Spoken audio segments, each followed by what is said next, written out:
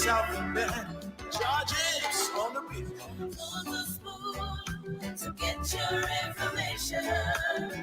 To the spoon to be part of our discussion. Spoon, spoon, spoon television. Spoon, spoon, spoon radio station.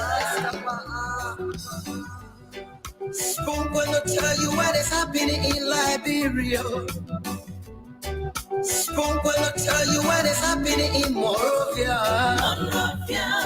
Spoon gonna tell you what is happening in Africa. Just to spoon you know. If the children crying for starvation, just to spoon. You want to get a news update, my brother, to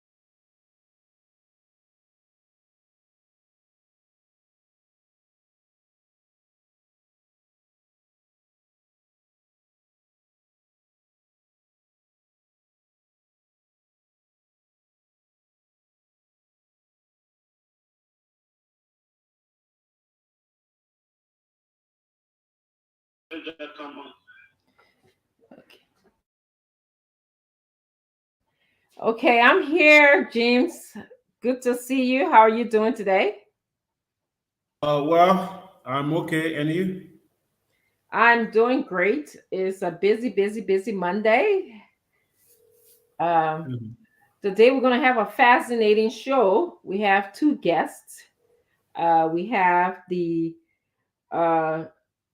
attorney Lawrence Swa, who is also the National Vice Chairman for Mobilization Recruitment for CPP. He's going to be here today. And then we also have another attorney, Rufus Newville, the Executive Director of People Action Network, Pan Liberia. They both are in studio and they're both going to be here speaking to Liberians, one about CPP and the Supreme Court petition that was filed. And then, of course, Mr. Rufus Newville will be telling us, I believe we saw on Facebook, he was just petitioned to run for representative. I believe he had that position before. So if you're just joining us, they're good, very good. Diamond is back. I'm happy to see that you're back. James is here. We're going to roll straight over into Diamond telling us some of the trending issues in Liberia. And we're going to briefly welcome you before we roll on to our guests and have our other panelists come on. Welcome to your network, your show, Spoon Talk. Welcome, all Liberians. We are glad to have you here today. Join us and welcome to the show. Diamond, you okay? Can you say something so we can hear you? Yeah, I'm Dr. Richardson. I'm doing good. We just had some technical glitches here that we've sorted out. The internet connectivity is not so strong today. So we have some, buffering here with the network, but we're working on it. Awesome. Good. So let's hear what's going on in Liberia. I also want to welcome Leo Johnson. Thank you for being here, Leo, on time. And as you welcoming us, the rest of our panelists will roll in so that by the time they get here, our guests who are already in studio, I know, will be ready to, engage them. Thank you. Go ahead, Diamond. Okay, thank you again, Dr. Richardson, and I love to say good evening to everybody and afternoon, everybody. So you do online purchasing, right, Dr. Richardson? You buy things Yes, online, right? yes, I do all the time. Yes. Yeah. So there's this saying, what you ordered for versus what you get. Have you experienced that before? I have. They, I that have. one, that one may get problem. They play you leading air before we start answering all these questions. All right. All right. So there is somewhere that I'm heading with this. So Liberians are saying the we are they ordered for is not the we are they've gotten. You know, we ordered for Tumete Weah. We ordered for Tumete Weah, and now we're seeing George Weah Jr., Cham Weah training with our national team just hours ahead of our crunch tie with South Africa. The last time Cham played competitive football was the County Meet, and the last club he played for was in 2018. You know, he played semi-pro. He was there with AC Milan. We have his entire record. So Liberians are saying, what is Cham Weah, you know, doing, practicing with our national team? Is he there as a morale booster? But we haven't ruled out the surprise of seeing Cham named, you know, in a team tomorrow, though we sent our 23-man listing already. But his presence has raised a lot of eyebrows. Like, now that we order for we order for team. If we want to see any we are wearing our national team colors right now, it's either Team Weah or President Weah should come out of retirement and play for us to qualify us for this match. But we have not said whether we have not confirmed that Cham Weah is going to form part of the team tomorrow. But he was pictured practicing with the Lone Star of Liberia today. Whether again is a morale booster, well, whether it's a big distraction, well, whether he will play for the team, because we must get a Weah. 2022, we had a Weah on the team who was the captain. So if we return into African Cup of Nations, we probably need a Weah there again. But now the other Weah Liberians saying, now the Weah that we order for. No, not George Weah Jr. We I get buyer's remorse. Yeah. That's a very good terminology, buyer's remorse. Yes. I wonder if it could be applied in other areas too, but that's okay. Go ahead, Simon. Okay, so that's that for what we ordered for versus what we get. So have you heard this song Everything I've Vla? Yes. Well, of course, everything I've lied was trending the last night.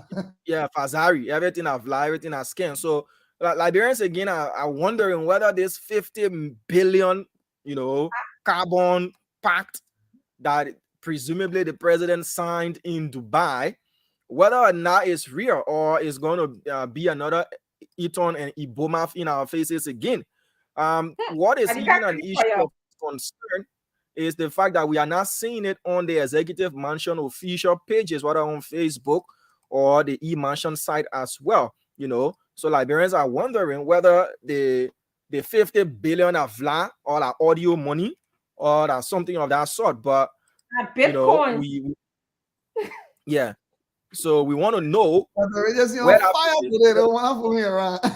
Yeah. So that's that. And there is this thing going on in district number 10. Who owns district number 10? We saw ugly scenes unfolding in the district over the weekend. And again, everybody has come out to dispel and condemn what is on or what has been unfolding in district number 10. But the question is, you know, what is happening in that district? What is happening in that district? The CDC issued a statement condemning the violence in the district. We heard Representative Yekel Koluba saying if anybody goes after him, he's going to kill that person and all of that. And we don't want these sort of things happening in the country. We're a few months away from election and we're seeing tension occurring in District 10. What's going to happen on the actual election day and when they are announcing results from that particular, from that particular district. So they've smoked the peace pipe at the University of Liberia. The peace pipe has been smoked by the student political parties there on the UL, plus the AFL, the chief of staff, Major General Prince C. Johnson III was there. They signed a peace pact to maintain the peace and to maintain a serene environment there at the University of Liberia to make progresses there as well. Before I conclude, quickly, this one is called Don't Put Me There. Frank Safoko of District number 10, District number 9, I should say. Frank Safoko is the representative of District number 9. Today, we had the opportunity to have an impromptu interview with him concerning alleged voter trucking. He was accused by Mr. Fubi Henrys, of being involved in trucking people into the district. So he said, no, he's not the one who's involved in that. Mr. Henrys is the one trying to do diversionary tactics, and he's the one doing it. So it's the trailing allegations who's doing what in that particular district. But the representative have said he's not the one involved in that. But at the end of the day, community dwellers have been complaining that they see a lot of people trooping in massive numbers to get themselves registered in that district. So those are just a few things I have to share with you on the show, Dr. Richardson. Thank you, Diamond, for your brilliant presentation. We really appreciate you bringing the news to us. I'm going to go on to Good Day. Good Day, do you have anything to add on to what Diamond said? Good Day, we can't hear you. Yeah, good evening, Honorable former Deputy Information Minister Eugene Lami Fagon, Dr. Richardson, and everyone. Yes, with and emphasis to the Deputy Minister. Yes, I also like to welcome Sadamatu and the Deputy Minister, former Deputy Minister, to the show as well. Leah is already here. We're ready to rock and roll today. Go ahead, Good Day. Okay. Many things happening, but to begin with the president, the last time or over the past few days, you have been asking, where is the president? Mm-hmm. And I was lucky to speak to people who located the president yesterday in Dubai. The Liberian community in Dubai yesterday went to the home of the president, where his station home, where he is currently. And according to them, they spent over 6 hours wanting to meet the president after they discussed with the foreign minister, the finance minister, and Madame Fina Bono, and they all agreed that the president was going to meet them in Dubai, the Liberian community in the United Arab Emirates. And according to the team that I spoke with, they said it was arranged that all Liberians, not just Seditians, because usually when the president is in Dubai, less than 30 people who claim to be Seditians will just go and meet the president. But this time around, they agreed that all Liberians should go and meet their leader. And when they got there, those who they met, they said they were not allowed. They were, according to the team, they were above 80. There were more than 80 people who went to meet the president, but they told them that we will only meet with our members, Seditians. We have the time to speak to the president, but if you are not, we're not going to allow you people. And they spent over 5 hours there. They spent about 80 United States dollars each because of the place they were staying. And some of them said they were fun because in Dubai or in the United Arab Emirates during Ramadan, you are not allowed to eat in the open. You are not allowed to eat in the open. And when they were there waiting to meet the president, they got hungry. Most of them started eating in the street, and they found them on their Avera ticket. So they said they had to pay that money plus the station fee where they were. They had to also pay for that time. And they never had the opportunity to see the president. But they said the finance minister talked to them, and other members of the delegation talked to them, but they did not get an opportunity to meet the president because majority of them were not Seditians, and it was only intended for Seditians to go and see the president. They never wanted intruders to get there to speak to the president. Maybe who were the intruders? Those who were not part of the CDC or who are not part of the CDC. And then we moved to Tumete Weah. I'm sorry, not Tumete Weah, Champ Weah. I spoke with some of the players from the camp. They said Tumete is not part of the team. I'm sorry, Champ Weah. Champ Weah is not part of the squad, but he went there to motivate them. The training was just a motivational training, looking at Champ Weah, who played professional football, again, being the son of the president, practicing with them. It was just intended to motivate them because we sent our names already. You cannot subtract and you cannot add. Even if somebody is injured, except the car itself will come in and say, yes, you'll do it. So it was just a motivational training. I spoke with them as Damo was speaking. I went to some of my colleagues who are playing for the national team, and they told me, no, James, it was just a motivational training. He's now part of us. And in district number 10, we saw all of what happened.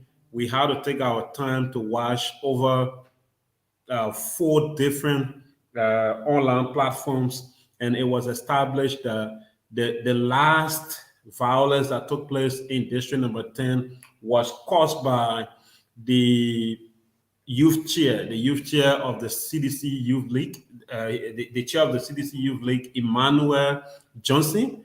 He's also an assistant minister at the Ministry of Sports. I may not be exact to call a specific position. Maybe Minister Vagon will help me, but he's an assistant minister. I think transport. No, Ministry of Sports. The CDC Youth Chair? Yeah, Emmanuel Johnson. Right? Emmanuel, former minister. Emmanuel Johnson. Wrong. I thought I heard him say he's assistant minister at Ministry of Transport, but I may be wrong. Does it matter if he was sweeper to yeah. FCC? So but he's an assistant minister. He's an assistant minister at the Ministry of I'm just saying, it's part of it, but you go into somebody's community and they can take us and you dissect. So the last time Emmanuel Johnson led a group of young people believed to be seditious because it was clear, not believe. He led a group of seditious who were carrying the logo. James, you're right. He's assistant minister for youth, I think, department at the Ministry of Youth and Sports. Yeah, okay. He led that information quickly like that, but anyway, go ahead. He's the assistant minister for youth development at the Ministry of Youth and Sports. Yeah, so he went with his team in district number 10 in the name of going to register. And when the police saw them, the police tried to stop them in order to avoid clash because they never wanted them to pass the police and meet up with Representative Colbert's team to cause another commotion. So at the end of the day, they kept assaulting the police and they kept attacking the police, trunking stones and so forth. And the police too kept reacting to them by, tear gassing them. And at the end of the day, the Secretary General of the Youth League was also arrested. I don't know whether they have freed him or not. He was also arrested, and we are yet to get any information on them after that day. But it was caused by the Youth League of the CDC, headed by their chairman, Emmanuel Johnson. Okay, because of time, we'll have enough time to interact with our audience later. I know our guests are in the studio. I also just want to, move straight over to bringing, actually having our panelists give us 1 to 2 minutes of what's on their mind, because strictly at 4:30, we're going to move on to our guests. Our first guest will be Attorney Lawrence Suah, who is the National Vice Chairman for Mobilization and Recruitment for CPP. He will be here discussing the petition that was filed with the Supreme Court as it relates to the census and redistricting. So I'm just going to give you the opportunity, starting with Leo. Give us 1 minute of what's on your mind, at least a minute and a half, because 4:30, I want to move on to my guest, and then followed by Sadamatu, and then lastly, Mr. Fagon. Thank you. Greetings to all of the viewers out there everywhere around the world. Greetings to our fellow panelists here, and to you as well, Dr. Richardson. Just a few things on my mind would be reactions to what we just heard from trending things in Liberia. First of all, I was shocked to hear President Weah providing $150,000 bonus for national team players. Here's why it shocked me. And people say when I say anything, they say that I'm America. Yeah, it's upside down. We cannot pay the players money. We can find money for preparation for the players. We got no program in a country. We don't have a dedicated team camp facilities to support the players. But we can find $150,000 because they draw in South Africa now to pay them quickly. It's upside down. That money would have been more valuable before. That money would have been more valuable 2 weeks to the game so that the coach could have better, more preparation, more motivation, and better time. Better late than never. Don't put that money in bonus. Just give the players better salaries. Pay them better. Build better facilities that when Lone Star is playing, when they come down to train and prepare for the game, they have better facilities, better support. Then you wouldn't need to be going in your personal pocket to pay $150,000 because they'll be well catered for. When it comes to Champ Weah, if Champ Weah really wants to motivate the team, let him talk to Pape to start providing more allocation in resources for the team. To go be practicing with them to have fun. Then they play we want.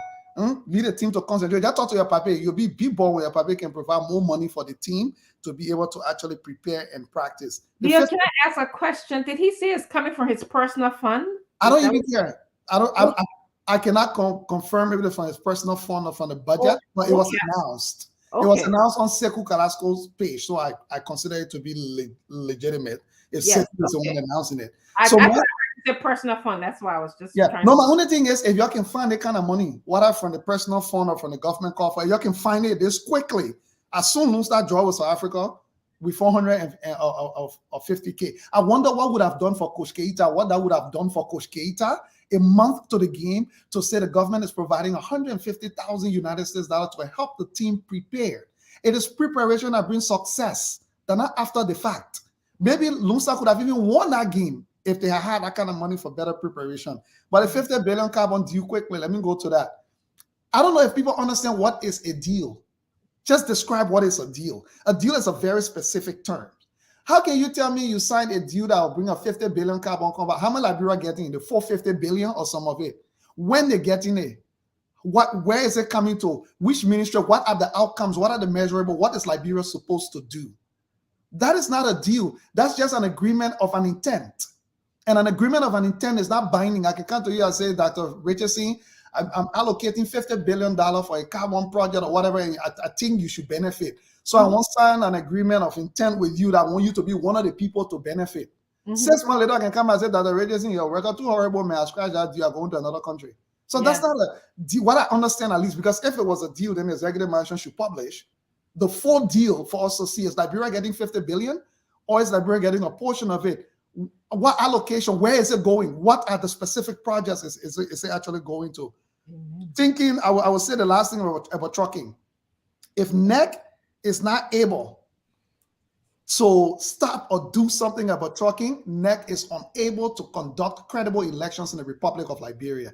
This trucking undermines everything about electoral credibility.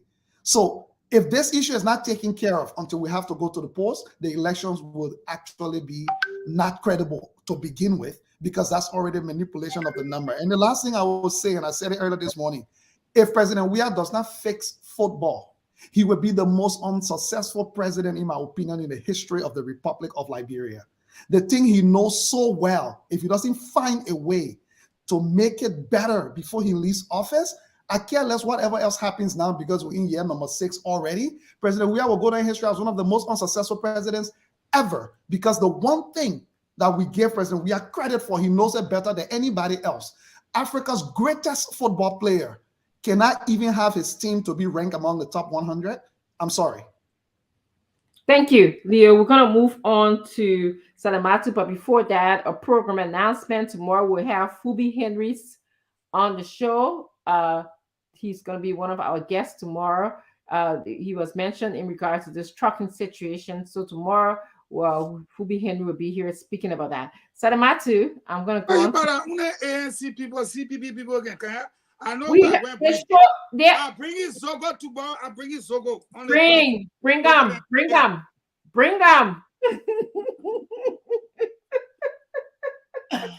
Me, I want everybody to come and tour your own. That's what we're doing. The show open that show. If you want to tour, in fact, it's so for one come. Say he had news press conference, they let him come. That I want to say, Salamatu, please tour, yeah? Well, good evening to you guys. It's nice to see you guys here. I'm so sorry I missed out on Friday. But I hope everybody had a great weekend. I know Minister Fagon had a great weekend. Saw him taking a picture. But what's on my mind? I think Leo just pretty much covered what was happening in District 10. One is just, it's very sad that we're not even in campaigning season and we're starting to see this. So I can only anticipate what's going to happen when campaign season officially open. But I am a big fan of my representative, Yeke, and I'm praying for him. I admire that he stands up for his people, and it's just another lesson to the Liberian people. This is what is in store for you for this year elections. I'm sorry to say, we will continue to preach that the election needs to be safe for everyone, and we'll continue to preach peace, but people have to be held accountable for some of the violence that we're starting to see so early. And unfortunately, nobody is going to be held accountable. So that's that. The other thing is the $50 billion renewable energy project that the government is it's writing as if the AUE is giving us 50 billion. They're not giving us 50 billion. The more I look into it, they signed a contract. They have an initiative. So I guess we'll talk about it later, but they have an initiative. Liberia, you are not getting 50 billion from the UAE. It's not happening. That's not true. You're not getting it. And from what I could find, apparently they had used this 50 billion before, like 10 years ago, to help 70 countries. So now they're doing an additional 50 billion for another 70 countries. So it'll be different projects, different amounts. But it seems as if that Liberia falls into part of the project Liberia falls into. I think Togo is part of it. And it's a loan that we'll be getting for like $8 million to do a hydro. But we'll talk about that a little bit more. And if we're getting the information wrong, it will be nice for the government official to come and speak. And if Minister Twe is not able to come and speak on it, maybe he can get Pascal, what the name? Pascal, that's on Facebook to come talk to us. But there's a family member, kind of allegedly. But Liberia is not getting $50 billion from the UAE. And it's sad that we have a whole administration, the entire administration, they are, writing as if they're communicating as if the AUE is giving us this 50 billion. So unless there's more dates coming to us, you ain't getting no 50 billion. So yeah. Thank you very much, Salamatu. One thing I love about her, she tells it like it is. She takes sides. She tells you who she loves, and whether you like it or not, tough luck to you. I'm gonna go to Honorable Fagon, and then I also welcome. I want to welcome Al Hussein Fadagat to the show. Our guest is in the studio, so we are running a little bit late. But Mr. Fagon is going to tell us what's on his mind. Al Hussein is going to tell us what's on his mind. I'm going to run straight into our first guest, Anthony Laurensois from the CPP. Go ahead, Honorable Fagon. How's your weekend? You are in my area. You can't see me. Let's start it first, but we'll first another first somewhere else. You just want me to tell you why Salamatu and myself came to see time late. We were busy. I will tell the people, he said my husband got gone. So he said my husband got gone, so he can't come here. We told the food, but he told me say that's so your man got gone to your house. But you want me to come to a gunfight with a knife? That's exactly what he told me. I had to go hustle for my own gun. The guy and say, hopefully today I might be lucky. I'm not going to sell me hall. I don't prop myself. It's impossible. You get out of there ready to go to Salimatu. I got look for. Oh my God. Because I know whoever there didn't get going on here now. A long time shall go. Oh, Quiet, tell your opening comment, please. You know, I'm trying to. Sorry, folks, if you're in Radio Land and you're laughing with us, sometimes we become so stressed for our country. We got to de-stress, you know. And let me say to my brother Leo, thank you. But it's not 150, though. They drew the game, so he gave 50. Now he promising the 100 if they win. So you still correct. Yeah, I was only saying where he found the total money. They found the total money. My All of brother, us. that money, I think a part of the imaginary 50 billion I can count in monopoly money. You would never see it. And let me just be clear. If he didn't do football justice, you see on your screen right there, if you are viewing with us, you're looking on your screen, you say President Sheikh Mohammed pledges 50 billion to tackle climate change at the Biden meeting. This was in 2022. That's the 50 billion. Now, yes. Monopoly money again. Yes, and you know, I think Samuel Tuer needs to be arrested when he enters the country, and I'm serious. The justice officials need to arrest this guy because you're just treating the government like a BM kind of thing. So I got 3 points on that before we go into details that I want to use as my opening. First and foremost, that's why I put the article in the discussion room so that y'all can see it. It was 50 billion pledged by the entire government UAE. Now, Blue Carbon is a company. Go and Google it. It is a company. It's not the government. So you sign an MOU with a company. It is still not an agreement. It has not been rectified. Let me add a little bit of spice to make you guys laugh. Your country is 200 years old, and its total debt under Elling was a little over 1 billion. 200. Now Josh Bianaka and carry it to 1.2 billion. Since your country been living, they never even signed $5 billion. They only even attempted to sign one with Ibumaf and Eaton. This Al Hussein here, hey brother, ran behind them all the way to Hong Kong for that small money. Samuel Tuer looking at us today and looking in our faces and telling us, oh, we signed $50 billion, it's coming. But when we go into the program, you will see exactly what this MOU is about. And they cannot publish it. And let me get you breaking news. It never came up on the Executive Mansion Facebook page or website. ERBC never carried it as a headline. Wow. The Ministry of Information did not release it. Samuel Tuer and his bunch of thieves pushed this narrative through the media, and the media was not smart to say, wait a minute, ERBC, why they can't carry it? Executive Mansion website, why are not there? Or why should we be the one?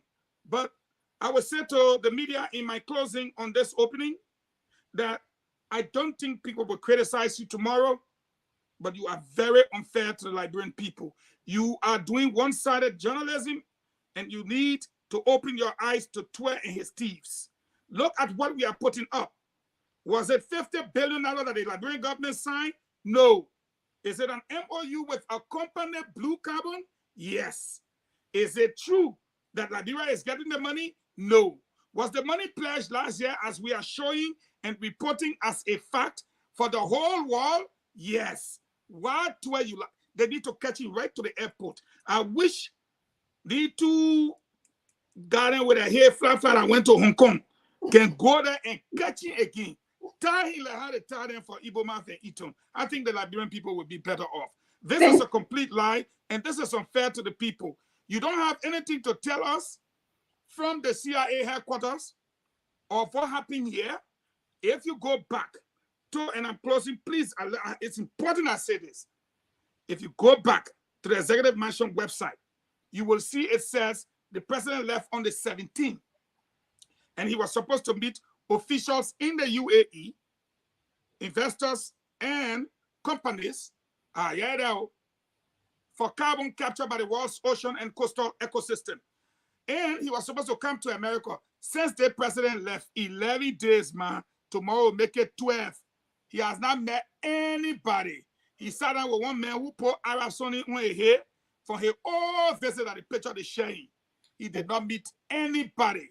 He was not the one that's even signed the supposedly MOU. He was not. It was the finance minister. And the finance minister left behind the EPA people. Then the deputy EPA boss said, I will give my perspective. Was the finance minister supposed to be signing or EPA people? I will remain on that one until we Thank you.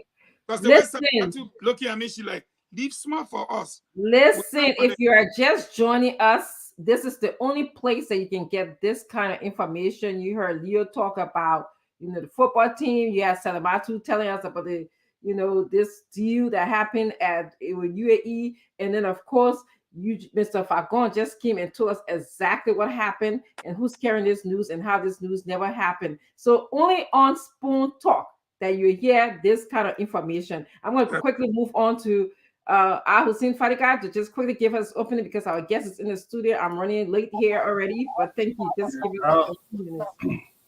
Yeah, brother, let me go UAE again. Oh, no, when UAE, forget it. We already got our ticket. I will show you the ticket, Jenna. Honestly, when I was before you talk, why you when you hear million, you and your brother can get it. As soon as you no, we let clean million. We don't have 5 million. Honestly, the news came out. One of our colleagues brought this out a couple of days before it even came out. So we had some picture of what is going on. There are some other things that I'm thinking on that might be going on with that blue carbon initiative. I won't say much on it yet because we are still investigating. There's more to that story that the government is saying. Hopefully, in the next couple of days, we'll get the real story behind that stuff. What my man Leo know how to open. Leo can just open and just tell everything. Why I would say that? Because Leo don't touch everything. That's okay. If you want to talk fast, like bro, you gotta let it out. Yeah, Leo, I'll tell you, Leo don't talk everything. So I will just okay. Well, thing he said, about the football thing. Liberia is a soccer loving nation, and our president would know he rose to prominence through soccer. And everything in this government is a charade, is politics. We saw the president again exhibiting playing politics with soccer. He takes out his notebook and he writes a check. I have to say it's his own money that he's writing to the national team when we should be having a robust football program that will help our team to strive. And I don't know whether it was Leo or Minister Fagon that said that if the president doesn't promote sports, especially soccer in Liberia, that will be a failure of his administration. It just shows the president mindset. Liberia should be one of the top countries when it comes to soccer. I think the president should have invested a lot of money in it. We saw the president go to the Qatar, right, to watch his son play for international team. Bro, you would not go there to. Honestly, that is unpatriotic. If I were president of Liberia, my son would play for Liberia.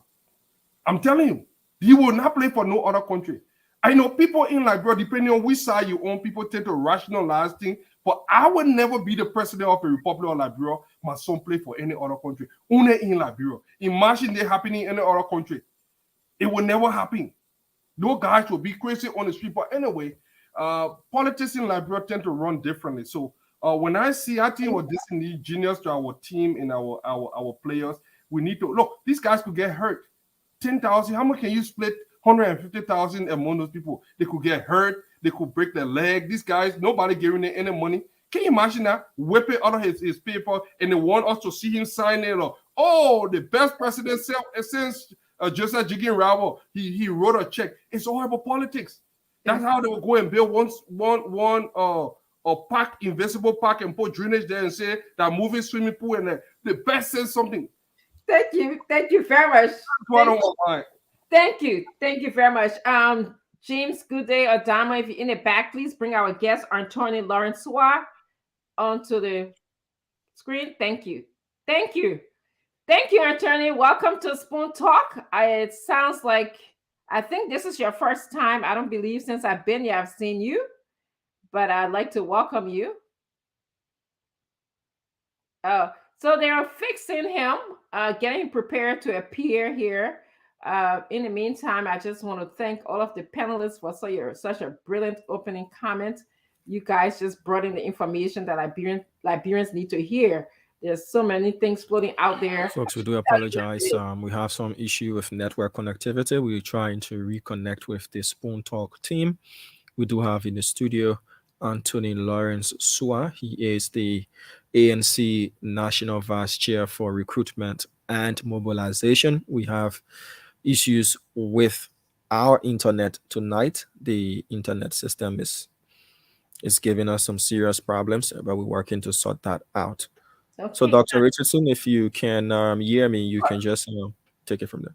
Sure. Thank you. We'll carry on until we can get further information from you to bring on Attorney Lawrence Sua, who is the ANC National Chairman for Mobilization and Recruitment. Okay, guys, you guys said a lot of good information here. I was thinking about you. Nobody mentioned what James Gooded told us about the president meeting or not meeting with Liberians in wherever he is. Let me see. James said he's in Dubai right now, and Liberians want to meet with him. And the only CDC, I guess, were giving preference to meet with him. And then, of course, many Liberians were upset. I wanted to say, if you are part of that group who went to go meet with the president and met with him or did not meet with him, please feel free to call in when we get to the phone lines. We want to hear your firsthand information, your experience. What was your takeaway from meeting with the president or not meeting with the president? So I want to go back to Salimatu, and then we'll go back to Mr. Fagon, and then Mr. Fadika. Did you have any further thoughts about this? I know that you kind of did some research on this whole carbon thing coming to Liberia, carbon emission project coming to Liberia, and you are right. We don't know the full details of the initiative yet. Any other thoughts about it, or anything else for that matter you want to talk about?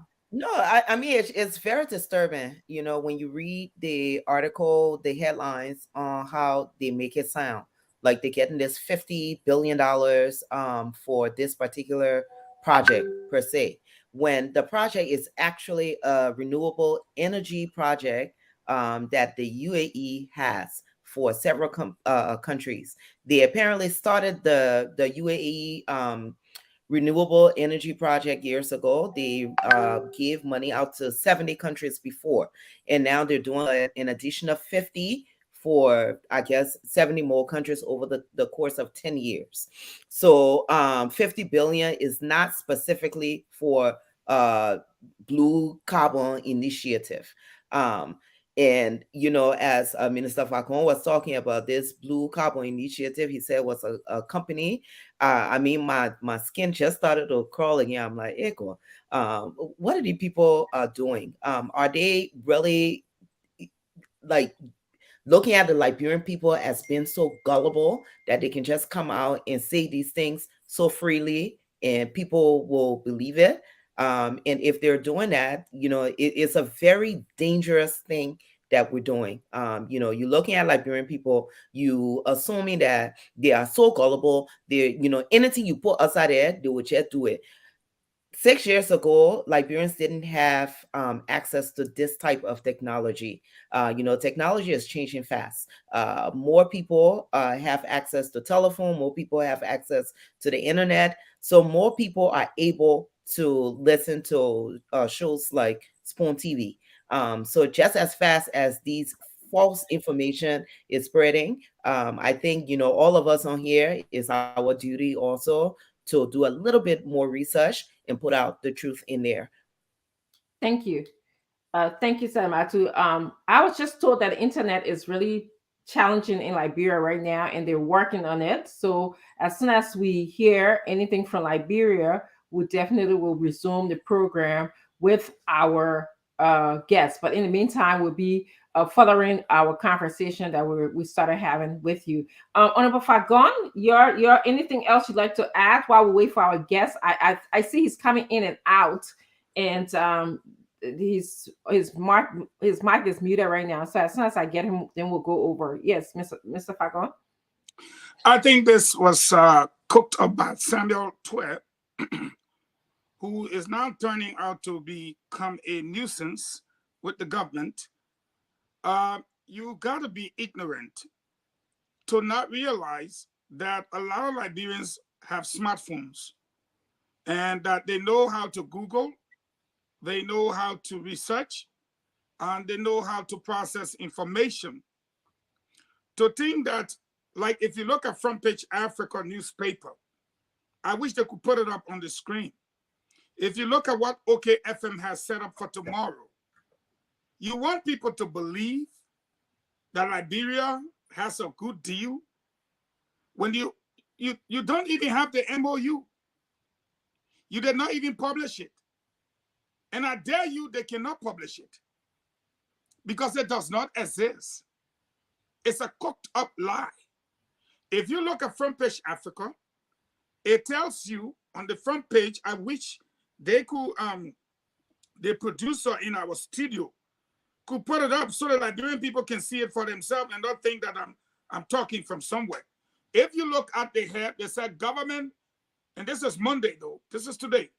Government enters into MOU with United Arab Emirates to implement carbon removal projects in the forestry sector. That's on the Front Page Africa. Yes. The government did not enter an MOU with the UAE. No. But beneath that, it says Blue Carbon will be responsible under the MOU. Then they go back to the company, not the country again. Only for them to find out that we know about this 50 billion that was pledged last year somewhere in June. Why is Samuel Tuer always just lying? Now the lies have come up. The media is in Paris. The government is in Paris. And I can tell the Liberian people, I mean, I was there.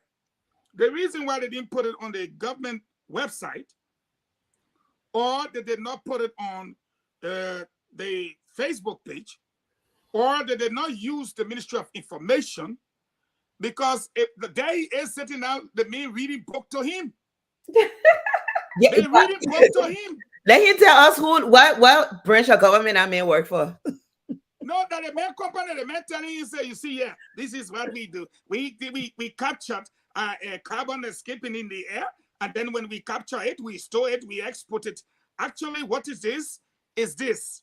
You people have a lot of carbon dioxide because your people are breathing, but the ecosystem you have with the beaches and that of the mangrove swamp and the other, then you ain't there. They say not drinking something.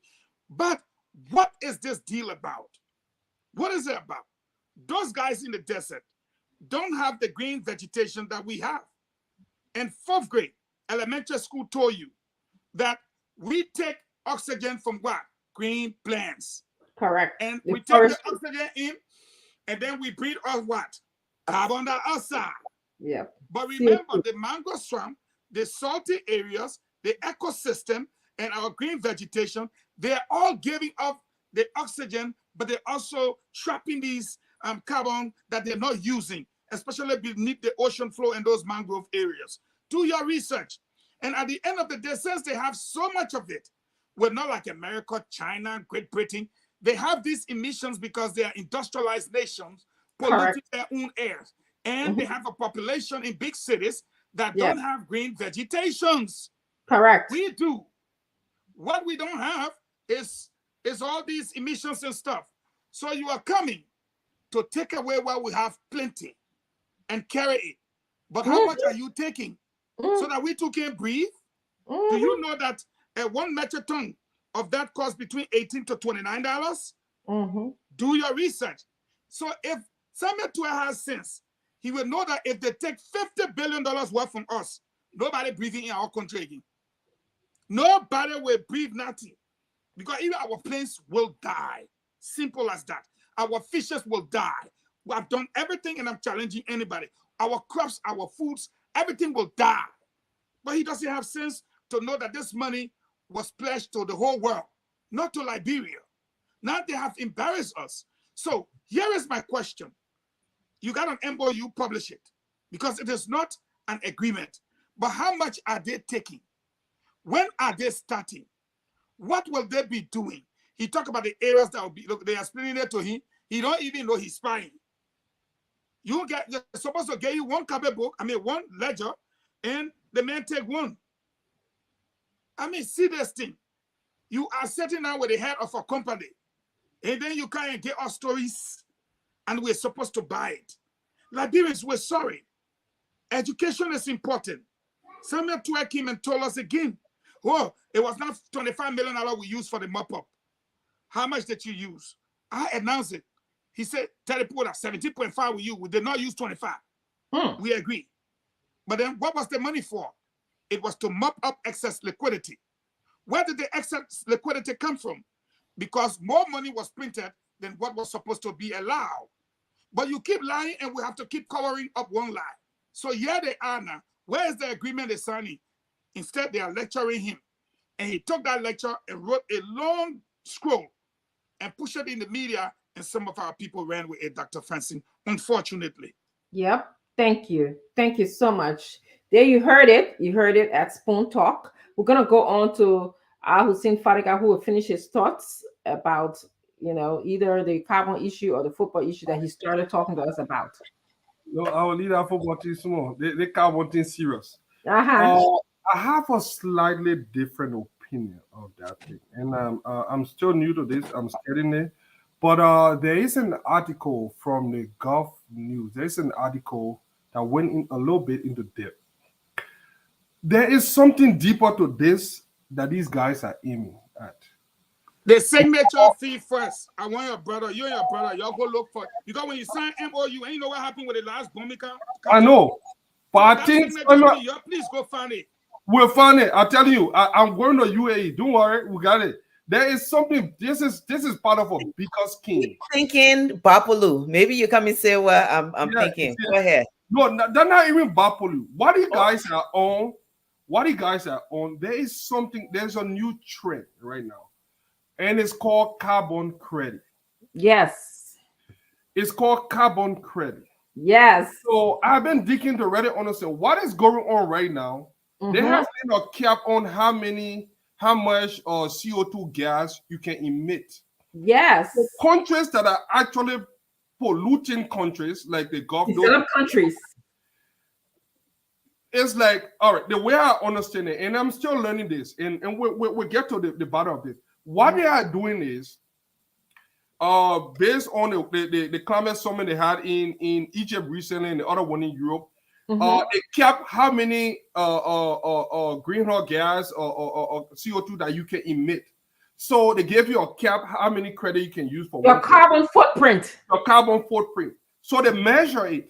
So these countries that are polluting countries that emit more gas, what they do is, in order to offset that gas, so they assume you have $400 carbon credit. And you know that you're going to cap all that 400 carbon credit. What do? They go to countries that do not that pollute less. So they go to a country like Liberia that have a natural vegetation in it's a forest, So what they do here is they purchase our carbon credit. Yes. So one of the things, if you read the article, what the article said was that part of it, and they put it way in the bottom, and bear with me, let me just read it. Yes. Part of what the government will do, more over blue carbon, and what Minister Franco said is true. Blue carbon and actually a company, the European Union, China have already gone into this. So what it says is, moreover, blue carbon will create synergy and identify projects for CO2 28, that is the one that coming out in 2023, to be hosted in the UAE in 2023, including identifying forest area and region that can be utilized to earn carbon credit. So there are institutions that come to your country and measure the level of CO2 gas and give you credit. Liberia is like a natural resource for country now because it's a big market out there. They had to sell gold and other something. So now this company is going to come in Liberia to mine our credit. You see it? So they're not telling us the real thing, and our lawmakers not going to verify to see, because the devil is always in the detail. Correct. So we do not know. So when they say, read the bottom part of what is on the screen. That's what you're talking about. That's the article that we're talking about, Article 6. But this is Article 6.2 of the same article that we're talking about. Read the bottom part, Article 6.2. It's what you're talking about, Vadiga. Read it. Yes. Exactly. So they're not telling us what's happening because these are money that nobody looking at it can put in their pocket. They can sell it.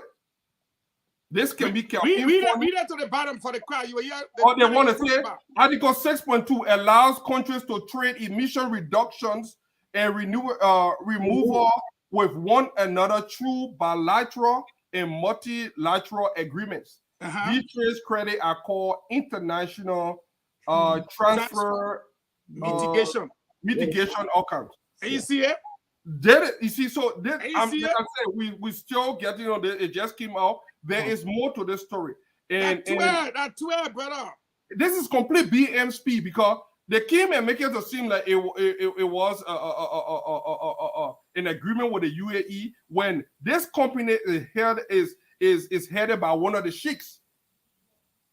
It's not the UAE, one of the royal family that it's a private company. Yeah. So now, like China is a big business. The European Union in it, the Chinese are in it because if you can purchase a carbon credit for other countries that are not producing enough greenhouse gas, you can pollute enough in your country and then save up on the other side. And then when we become industrialized nation, when we start having factories and companies, we cannot even produce. That means we have to either go to we gotta go back to buy it from them forever. We gotta go back to buy it from them. By that time, you'll be savvy. Yes. So these guys are so this guy is selling our future. I mean, we're not remain poor forever. Yes, something to question. Okay, so I'm gonna go back. Salamatu, did you want to say something to this? You have this look on your face. No, this is no. I mean, good information. You know, Yes, people now should be thinking. You know, when we start talking about government coming into power, always somebody like me anyway. I think about the vision. You know, what vision do they have? Are they thinking long-term development for Liberia? So if you have a group of people who are pretty much just selling any and everything, some kind of way where we're not even seeing the money, and they intentionally know that we're not seeing the money, that means they have no good intention for our future of Liberia, which is very sad. That means they're not thinking about industrialization for the country. They're not thinking about anything that they're looking at instant gratification. Yeah. And for the people who say we JS speculating, what you should be doing is asking the government to put out the MOU so nobody should have to speculate. That's what you should be doing. Better yet, give us some details. Yeah, I can chime in a little bit. Somebody just said something, and I want you guys to think on it too. They said Google. It may not only be the UAE. The government may have been selling our carbon footprint to other countries. Because somebody just said, oh, just Google how many countries, and they will put, I have not verified it yet, but this is just what we know to distract us from the CIA. They may have already sold it to China and other countries. Okay, guys, I want Leo to chime in, and then Leo, right after that, we have to go to our guest speaker, who actually is going to be coming to us by way of phone because the internet is, we just left. But I just got a message from the CEO, Titi Kane, that just said that the guest speaker will be coming by phone because of the challenges that they are having in Liberia with the internet. So, Dr. Prince teaching better now, he said she couldn't make guest speaker because our program now he can't do. But teaching better can eat. Yes, I mean, I'm more. That is so true. Our guest, yes, our guest speaker, you know, but I mean, I'm bored right now. I have to multitask and juggle so many things at the same time. But let's hear you. You guys are making some fantastic points in this world, the carbon footprint of this developed country when they're using a lot of the industrialized factories, agriculture. So they're having these carbon footprints that are emitting bad carbon in the air. And so in our country, we still have some virgin, you know, plants that are still good, you know. And so countries, like you said, Fadiga, are buying good carbon to offset their carbon footprints. And how they're going to make money from this. I think the government has the responsibility to Liberians to tell them how they're going to be affected, how they're going to benefit, what mangrove or forest, what negotiation, what local communities are we talking about? And so that's where we are. You wanted to chime in a little bit, Leo, because I know you left us for a little bit. Thank you, Dr. Richardson, and thank you for allowing me to. Again, as someone who just finished 2 years of research in this area, in fact, I was just in Dublin, Ireland, inspecting a carbon and solar renewable energy project there because we've been on a research to build a renewable energy system in Liberia for the learning center to be able to be standalone. If you can use, because in Liberia, a lot of people got solar panels, but nobody has the storage facility to build an actual storage facility, like how you have your transformer or your hydro dam that can generate the power and you can store the power for distribution. Yes. So in Liberia, people don't have that. That's actually what happens at my home here. I get paid for having a solar panel on my house. Exactly. So we got it funded. The Rotary International has decided to provide all the funding for us to experiment with one in Liberia. Now, the challenge with this is so disingenuous and dishonest from developed and industrial nations to come. It's the exact same thing they did with the diamonds, they did with gold, they did with iron ore, they did with rubber. So you come to Liberia that has a lot of iron ore or rubber, and you decide that you will harvest raw latex, ship it thousands of miles away, and then get the value-added product out of it, and then sell it 5 times more the actual cost to the same place you're getting the raw latex from. So people who are talking about buying carbon footprint, how can Liberia enter an age that is able to participate when it comes to reducing, pollution or producing more renewables when no one has invested? Forget infrastructure, even in education of what it means to harvest renewable energy. No one, not even our EPA, does not even have a proper headquarters. Their headquarters is like a pollution place. It's polluting the environment. Even our EPA, we haven't gotten to the place yet to talk about that. Every major government ministry in Liberia still uses generator. That a forest carbon footprint, the one that under the sea, you won't go collect. You can't help us deal with the one that coming from the generator fumes right in Monrovia when you land under the executive mansion nose. The one that way underneath the sea and way in the forest that the one you want to start buying. You want to buy carbon footprint? Come Monrovia, a plenty. Or in it. I went jogging one morning, Dr. Francis. I could not go more than 2 kilometers. My entire nose got black one morning. That's when I got to know the danger of the fumes. But what am I saying? These people don't want to invest in our ability to be players at the table. They don't want to invest in our abilities to learn how to manage our own carbon footprint. Let me give you an example. If the UAE government is really interested in helping Liberia and they're committing to climate change, why not invest that money into Liberian infrastructure, technology development, to Liberian built on so that nobody needs to buy our carbon footprint? We can start reducing our carbon footprint by inventing renewables. We can start reducing our carbon footprint by having people in Liberia who can start harvesting energy from the sun, harvesting energy from garbage. Perfect. So my thing is this whole thing, we've gone back to 1926 when Firestone and came. That's exactly what they are doing here. In the future, we will lose the rights to everything we needed to develop our own in-house grown solutions. We'll be relying on UAE then to be sending us solar panels. Then we pay for a 5 times more the price than we could have. They want our carbon credit. That's yes. Why so I'm still waiting. Thank you, Salamatu. I'm still waiting to get. Oh, okay. I just got told. I'm getting conflicting news here, but let me settle this thing here. Salamatu, you go ahead. I just got told that the guest wanted to come on by phone, but it looks like we might have to reschedule them. So let me work it out, Mr. Facon. Can you take over? Let me just go in the back.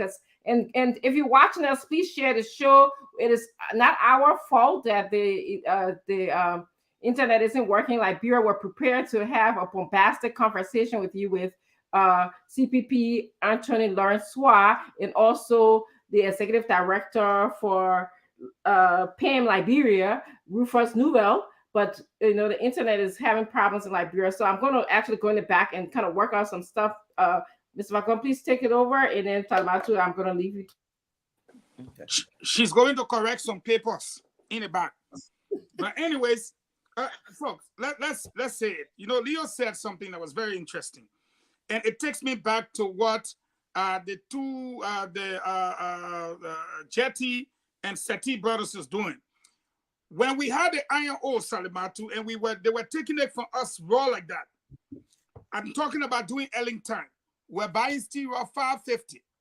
We did not have the producing plant in our country. Now that they're producing the steel raw right in Liberia, ask me how much for steel raw now. $9.50. What an irony. You take the steel raw, you were carrying it and bringing it back, fixing it there, producing it, shipping it, putting it on the market, everything $5.50. Today, you are producing it right. You don't have to ship. You don't have to import it. You don't have to do nothing. We're paying $9.50. What is amazing is that Samuel Tuer, who should be educated, who grew up seeing our resources disappear, will put himself in the position to compromise the future of our country for a few handful of dollars. But again, I will go back to you, Salimatu. Considering what we know now and what you now know, should we even ask for the MOU or just scrap it, owing to the fact that we're 6 months to election? This government should not be mortgaging anything, selling anything, entering anything at this point, since we're going to election or whatsoever. What's your take? And then you go back to Dr. Francine. Okay. I'm sorry. You are saying who's take? Can we make that quick? Because our guest's gonna come in. That's Salimatu, and then we'll go back to you. Okay, but I think you should bring the guest on. Salimatu will hit it later, though, because he'll disappear and appear. Yeah, I was about to say, if you got him on now, maybe bring him in. Diamond could, yes, Miss Antonin Soir, Lawrence Soir, thank you for joining us. We're sorry that you're having some challenges with the internet, but you know, that's our country. That's where we are. I'm just going to ask you to quickly introduce yourself to the panelists, and then we're going to take turn asking you one question. ANC people need to back who internet, man. It's not ANC's fault. So go ahead. So yes, at long last, I'm glad that we are on. But yes, my name is Lawrence Soir. Matter of fact, you know, I'm an attorney, but I come here in the capacity of the National Mobilization Chair of the ANC, and also a proud member of a professional group here called Embassy Tree. And I'm sure we'll have a good conversation today. As per the invitation, we should be speaking to the petition filed by the CPP relative to the conduct of the voter registration outside of the Constitution as it is. So I'm happy to be here to interact with you. Thank you. I'm going to actually begin with Leo, who will ask you his first question. Thank you. Thank you. And welcome again, Anthony Lawrence Soir as well. Good to see you. And thank you for actually joining us.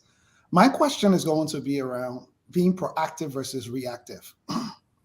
When this entire religious census process started, in fact, from the very start, it was already a problem to begin with. Well announced, well criticized all over the country by ordinary Liberians, by personalities, media everywhere. I'm just wondering, the silence of the opposition in terms of actionable items was completely deafening. The process went on unabated, including from opposition lawmakers, including ANC ones in the House of Representatives and the Senate. We may have heard statements and press releases. Why was the ANC not more proactive, for example, to file for an injunction or to file for the process to be stopped as a result of some of the evidences that were emerging from people like G. Alex Williams, from people like that were within religious themselves, blowing the alarm every day, until we got to a point where the government has now said they've completed and got some numbers. Now we're going to court to try and stop those numbers from being accepted when the process was allowed to go on unabated. So look, you got to understand this is a legal process. You don't want to file a rate that will be premature. The condition has to present itself for you to file the appropriate papers. So, for example, the petition filed by the CPP, before the Supreme Court to look at the conduct of the Elections Commission in voters registration outside of mandates given by the Constitution. So the Constitution, and our focus is on Article 80. We can start from C to E. There are mandates given, and the Supreme Court is clear. They have several opinions. In fact, one of the recent opinions is the opinion in 2017 in the case Harrison Conway and the Liberty Party versus NEC, wherein the Justice Banks, speaking for the Supreme Court, says, where the Constitution and statute mandates, the institution mandated or the public official mandated, must comply with the mandate and does not have description, to use. So in the instant case, our Constitution provides that when we have census, when census is held, the legislature shall set the threshold. That is to say, considering the population growth, you say 25,000 or more, approximately 25,000 or more, based upon the population growth that each constituent will have. And the essence of that is to make sure that there is adequate representation. You don't have 10,000 persons in District 1 and have 25,000 persons in District 2. Now, when that is done, that the census is done, the threshold is set. Now the Elections Commission shall now demarcate. And what is the demarcation? The demarcation is now setting the various constituencies. And once that is done, the next step now is for Liberians to go and register and know which district they are registering in. Mind you, the Constitution says a Liberian shall have, it didn't say a will. And when the Constitution says shall, it becomes mandating. So they say Liberians shall register in a district, and it is that district that he shall vote. He can change, a district or so, but when you register in a particular district, it is that district you vote in. Okay. And as it is now, people are registering, but they are not registering in a district. So the Constitution says, immediately after you have the census result, the National Elections Commission shall demarcate. So that Lawrence Swah, for example, when the demarcation is done, I can now say for a fact, I'm going to District 1 to register in order to vote for my candidates. Okay. Thank you. But that's condition precedent, meaning that it is a condition that must be satisfied before voter registration comes. Because if there's no demarcation, if there's nowhere constituent I'm voting in, how can I register? So where will I be voting? So the argument the CPP has that is before the Supreme Court to make a determination is that, look, NEC is registering voters. Meanwhile, the Constitution mandates that when the census is held, there must be demarcation so that Liberians can register in whatever constituency they want to register. Thank you. Thank you for that explanation. So the Supreme Court of Liberia, we have come before you to inform you as we see it that NEC has violated the Constitution. So we want you to look into this matter and give an interpretation of it and see whether or not NEC is acting in accordance to the Constitution or they are not. Mind you, this has to do with people's rights. My right to register in a district to vote. The right, for each district to have approximately equal number of voters population. The population.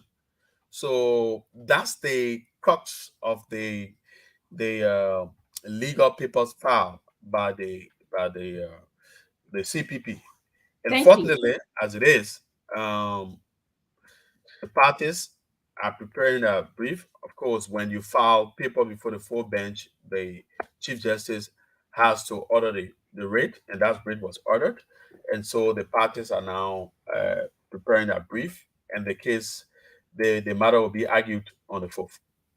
Thank you so much, Anthony Lawrence Swah from the ANC He's in charge of mobilization and recruitment. I'm going to move on to Salamatu. I just wanted to just kind of make sure everybody's aware that we started a little late because of the internet problem. So if you can just make your comment and question brief, we will definitely be bringing Attorney Lawrence Swire per his schedule back to the program so we can have a full understanding of what is happening, especially now that the writ was filed and the Supreme Court will be following up with it. Salamatu, please go ahead, please.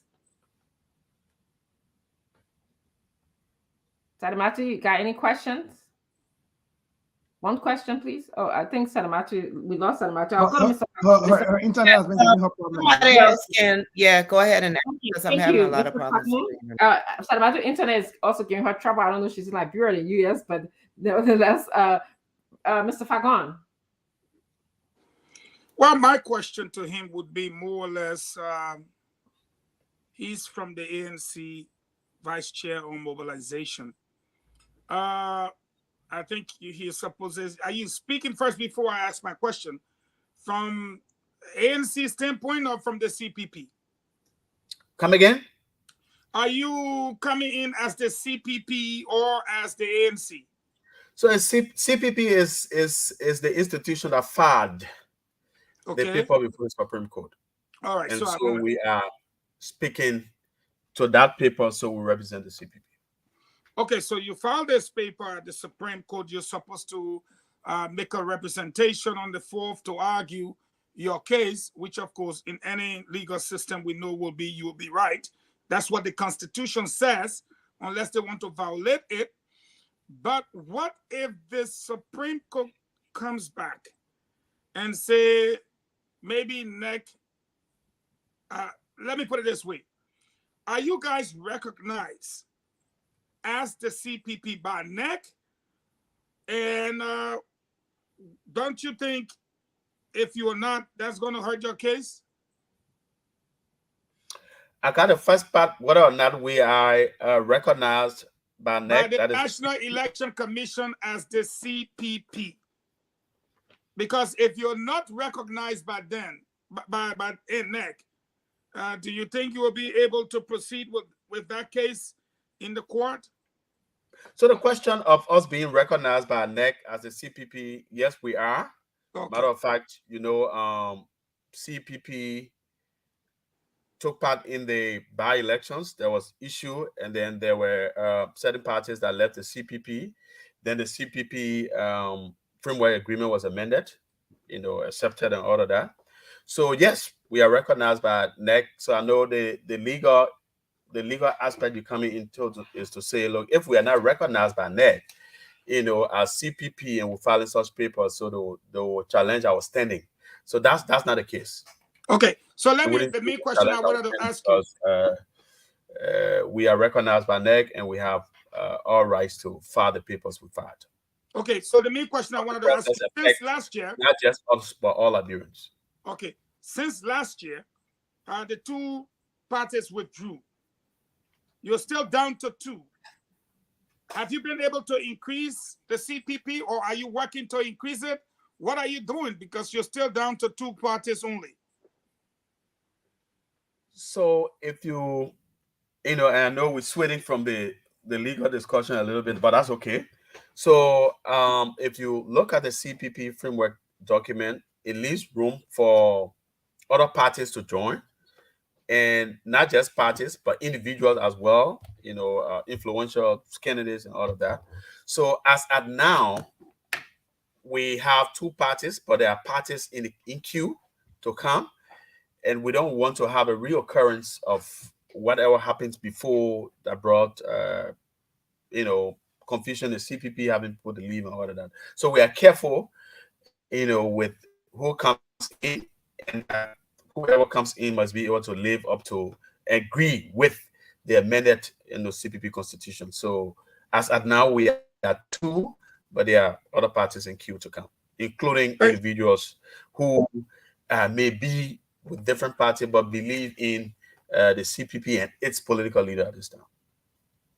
Thank you. We're going to move on to Al-Hussein Fadiga. Mr. Fadiga, please ask your one question. How you just reduced me to one? So no, I just messaged you. Yeah, I actually have one. Anita is in the background waiting. That's why. Yeah. So, one of the things that I noticed with this whole census stuff was, I watched the ceremony. A lot of our international partners tend to satisfy. I listened to the Ghanaian. One of the Ghanaian. I don't know what his title, but that came to monitor it. There was an Indian lady from, I think, the UNDP or something. But what I noticed is that a lot of our international partners, one of them referred to it as one of the best they have seen so far. And I'm like, these people don't know Liberia. And they kept praising it. And they had this elaborate program honoring the whole census, saying that one of the best they have seen. Knowing for the world our country, and knowing for the world that something happened, is the CPP? What will be the next course of action if you do not get redress at the Supreme Court? Because it could well go that way. What will be your next course of action? Look, I don't want to preempt that the Supreme Court will look at the case otherwise. You know, Fadiga, our Constitution, once the language is clear, it leaves no room for looking at the intent of the framework. In this case, if you check Article 80, beginning C, it says clearly, and they give mandate, that Liberians shall have the right to register in a constituent. So what it says is, as a Liberian and I'm of voting age, I have that right to register, but I must register in a constituent. Then it goes further to say, indeed, that, you know, there shall be a portioning, that is the threshold, of a certain number of persons in a particular constituent. It didn't say may or so. And when the Constitution says shall, that's amended. And the Supreme Court has ruled on that. And like the recent opinion I gave you about that Justice Bank did in the Conway case, they say once the Constitution or the statute mandates, that institution that it mandates doesn't have any chance of having description. In the instant case, the Constitution says immediately after the census, you should demarcate, NEC shall demarcate. No interpretation there. NEC shall demarcate, mandate. The question is, did NEC demarcate before going to voter registration? Because the voter must know which constituent he's registering in or she registering in. So if the Constitution tells you, you shall do this before the next step comes, and you now go to the next step before the previous step, then we say to the Supreme Court, look, this is a violation and a breach of the Constitution. We bring this to you to interpret it and let us know whether or not NEC is doing the right thing as per the mandate of the Constitution, because it's no longer descriptional. All right? If it is clear they're not doing the right thing as the Constitution mandated, then take steps to stop them. So, in the face of that clear mandate, if there will be something to come otherwise, well, we look up to seeing it. But as a matter of fact, the Supreme Court is the final arbiter of justice in this country. So when the court makes the decision, the record will be there that at this time, you know, this issue was challenged, and the Supreme Court ruled this way. But what we discuss here, and just check it out, it's nothing there to, in my mind, think on much further, because that's clear mandate. Okay. So by now, I go and register in Pinze. Which constituent am I registering? When you had the census, what you brought, you say provisional result. The next thing that should have been done was to announce the final result. And then you say, for instance, say Grand Cru, the population growth there was 98.9%. Okay. Ever, move the population at that level, well, we will talk about that another time. So if you say, this is the population there now, you now count and set a threshold and say, look, every district will have 25,000, persons, for example, so that it can be equally distributed. And mind you, the issue of census is not just about elections, it's about development. So the argument is, look, do the demarcation, do the threshold, do the demarcation so that it could attract, it can attract development to see which way do we carry schools, which way do we carry medical facilities and all of that. So Okay.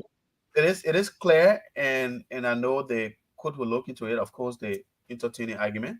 They will look after the argument. I'm sure it will not take a long time for them to come with it. I think you need to come out because it's too juicy. Yes, thank need to you, come out. Attorney Swah. You are coming back. I definitely will be inviting you again, but I'm so sorry because we had internet challenges. So, and there's another guest that we brought. We had split the time between both of you. But thank you. You really educated Liberians on the petition that you filed to the Supreme Court, and also, what the rights are. We really want to follow up with you to see what happened. This is something that we need to keep our eye on as Liberian citizens. So thank you so much for coming in to join us. Just give us 1 or 2 words in your parting thoughts, and then let's move on to our next guest. So yes, thank you. I understand in fact, next guest and I came almost together. So I understand it's getting late here. Thanks for having us. You can call us anytime. Once we have the time, we'll come and discuss on the issue more. But this is critical. In my closing statement, this is critical. This has brought public confusion. So the public is confused as to whether or not to even register or not to register, since this issue has not been looked into by the court. Thanks be to God that the court has set a date, to hear argument and have ruling in it. But it borders on the rights of Liberians, and once, especially constitutional rights of Liberians comes into question, the court must be decisive and swift in making a decision, and we hope they will make the right decision. Thank you so much. Thank you, Attorney Lawrence Swah. There you heard it. He filed a petition with the Supreme Court on behalf of CPP. We're going to move on to our next guest, Attorney Rufus Nouvelle, who is the Executive Director for People Action Network, PAN Liberia. He's going to come here and tell us some news that he's embarking on. I don't want to share that news. I want you to hear it from his mouth. If you just joined us, please share the show. We want as many of your friends and family members to get the news right here on Spoon Talk. So I'm waiting, Diamond. Whenever you're ready, please let me know. We want to thank, Anthony Rufus Nouvelle is in studio right now. Again, I will ask you, Anthony, to please introduce yourself. Tell us a little bit about what brings you here. I know you're just petitioned by a district. I don't want to break the news here. Can you hear me? Okay. I want you to do the breaking of that news here, and then we're going to ask you a few questions from the guest. So, yes, please unmute yourself. We're not hearing you. Can you unmute? Can you have them unmute you in the studio? Yes, thanks for having me. I'm not too happy tonight. We have some issues with the internet on this side. And it's very unfortunate because this is the first time I have to share my intellectual bread with my brother Eugene Fangon, and then the internet is giving problem. But I'm glad to be here. I mean, you have the opportunity tonight to enjoy one of Liberia's best intellectuals, and I will do my best to give you what you deserve. Oh, thank you so much for that introduction. Hopefully, if we don't get enough of you today, we'll reschedule you to come back to share your intellectualism with us. We're going to start asking, well, actually, I want you to please be beyond your intellectual abilities. Can you just tell us a little bit about yourself, your organization, and why you're here? There was a breaking news, I understand, relating to you and you being a representative, but I want us to hear from your mouth, and then we're going to take turns asking you questions. Well, first of all, I represent the People Action Network, even though I'm at the verge of resigning to get into active politics. I've been in civil society for the past 6 years, and we've lifted several issues bordering on the well-being of the Liberian people. But we have reached a point where civil society must rest. We are wearing our gloves once again, wearing our jackets once again, and getting ready for active politics. Well, it was just few hours after my representative, Honorable Gray, invaded the University of Liberia that I was engulfed, by a cheering squad at the 12th Street area by the Methodist Radio, where they petitioned me to do a piece of job for them.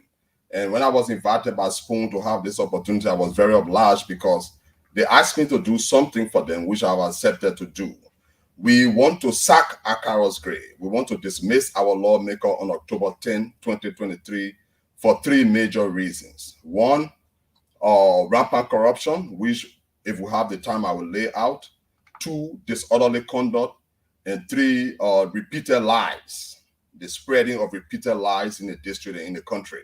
So once I don't mean to interrupt you. What about the 4th one, which has to do with? And a few days from now, I will be resigning from civil society officially to again get back into active politics for the sole purpose of unseating Akaros Gray. Thank you very much. Honorable Falcon was adding a 4th concept to your reason why you want Honorable Gray to be sacked. But I'm going to go into a questioning. When we get to him, he's going to add that right there to his list of things he has to ask you. I'm going to go to Leo. Leo, could you please tell us your question? Sorry, can you hear me now? Well, yes. Thank you. Good to see you, Ambassador Rufus Nouvelle, Anthony Rufus Nouvelle. Let me make sure I get that right. And thank you for actually joining us tonight. My question to you will be, like you said, after the incident involving Representative Akaros Gray on the University of Liberia, I watched the video with a bunch of young people showing up at a Methodist Radio compound. Now, are you going to run, or are you getting back or wearing, like you said, putting down your civil society hat now and wearing your political hat? Because a group of young people engulf you in a moment of reaction and petitioning you to run? Or had you planned as a leader, given someone with your experience, that you were going to be forwarding back into politics for a very specific reason with a well thought out plan? Or are you just reacting now because young people are saying you should come back and run? Well, the position of representative is nobody's private, property.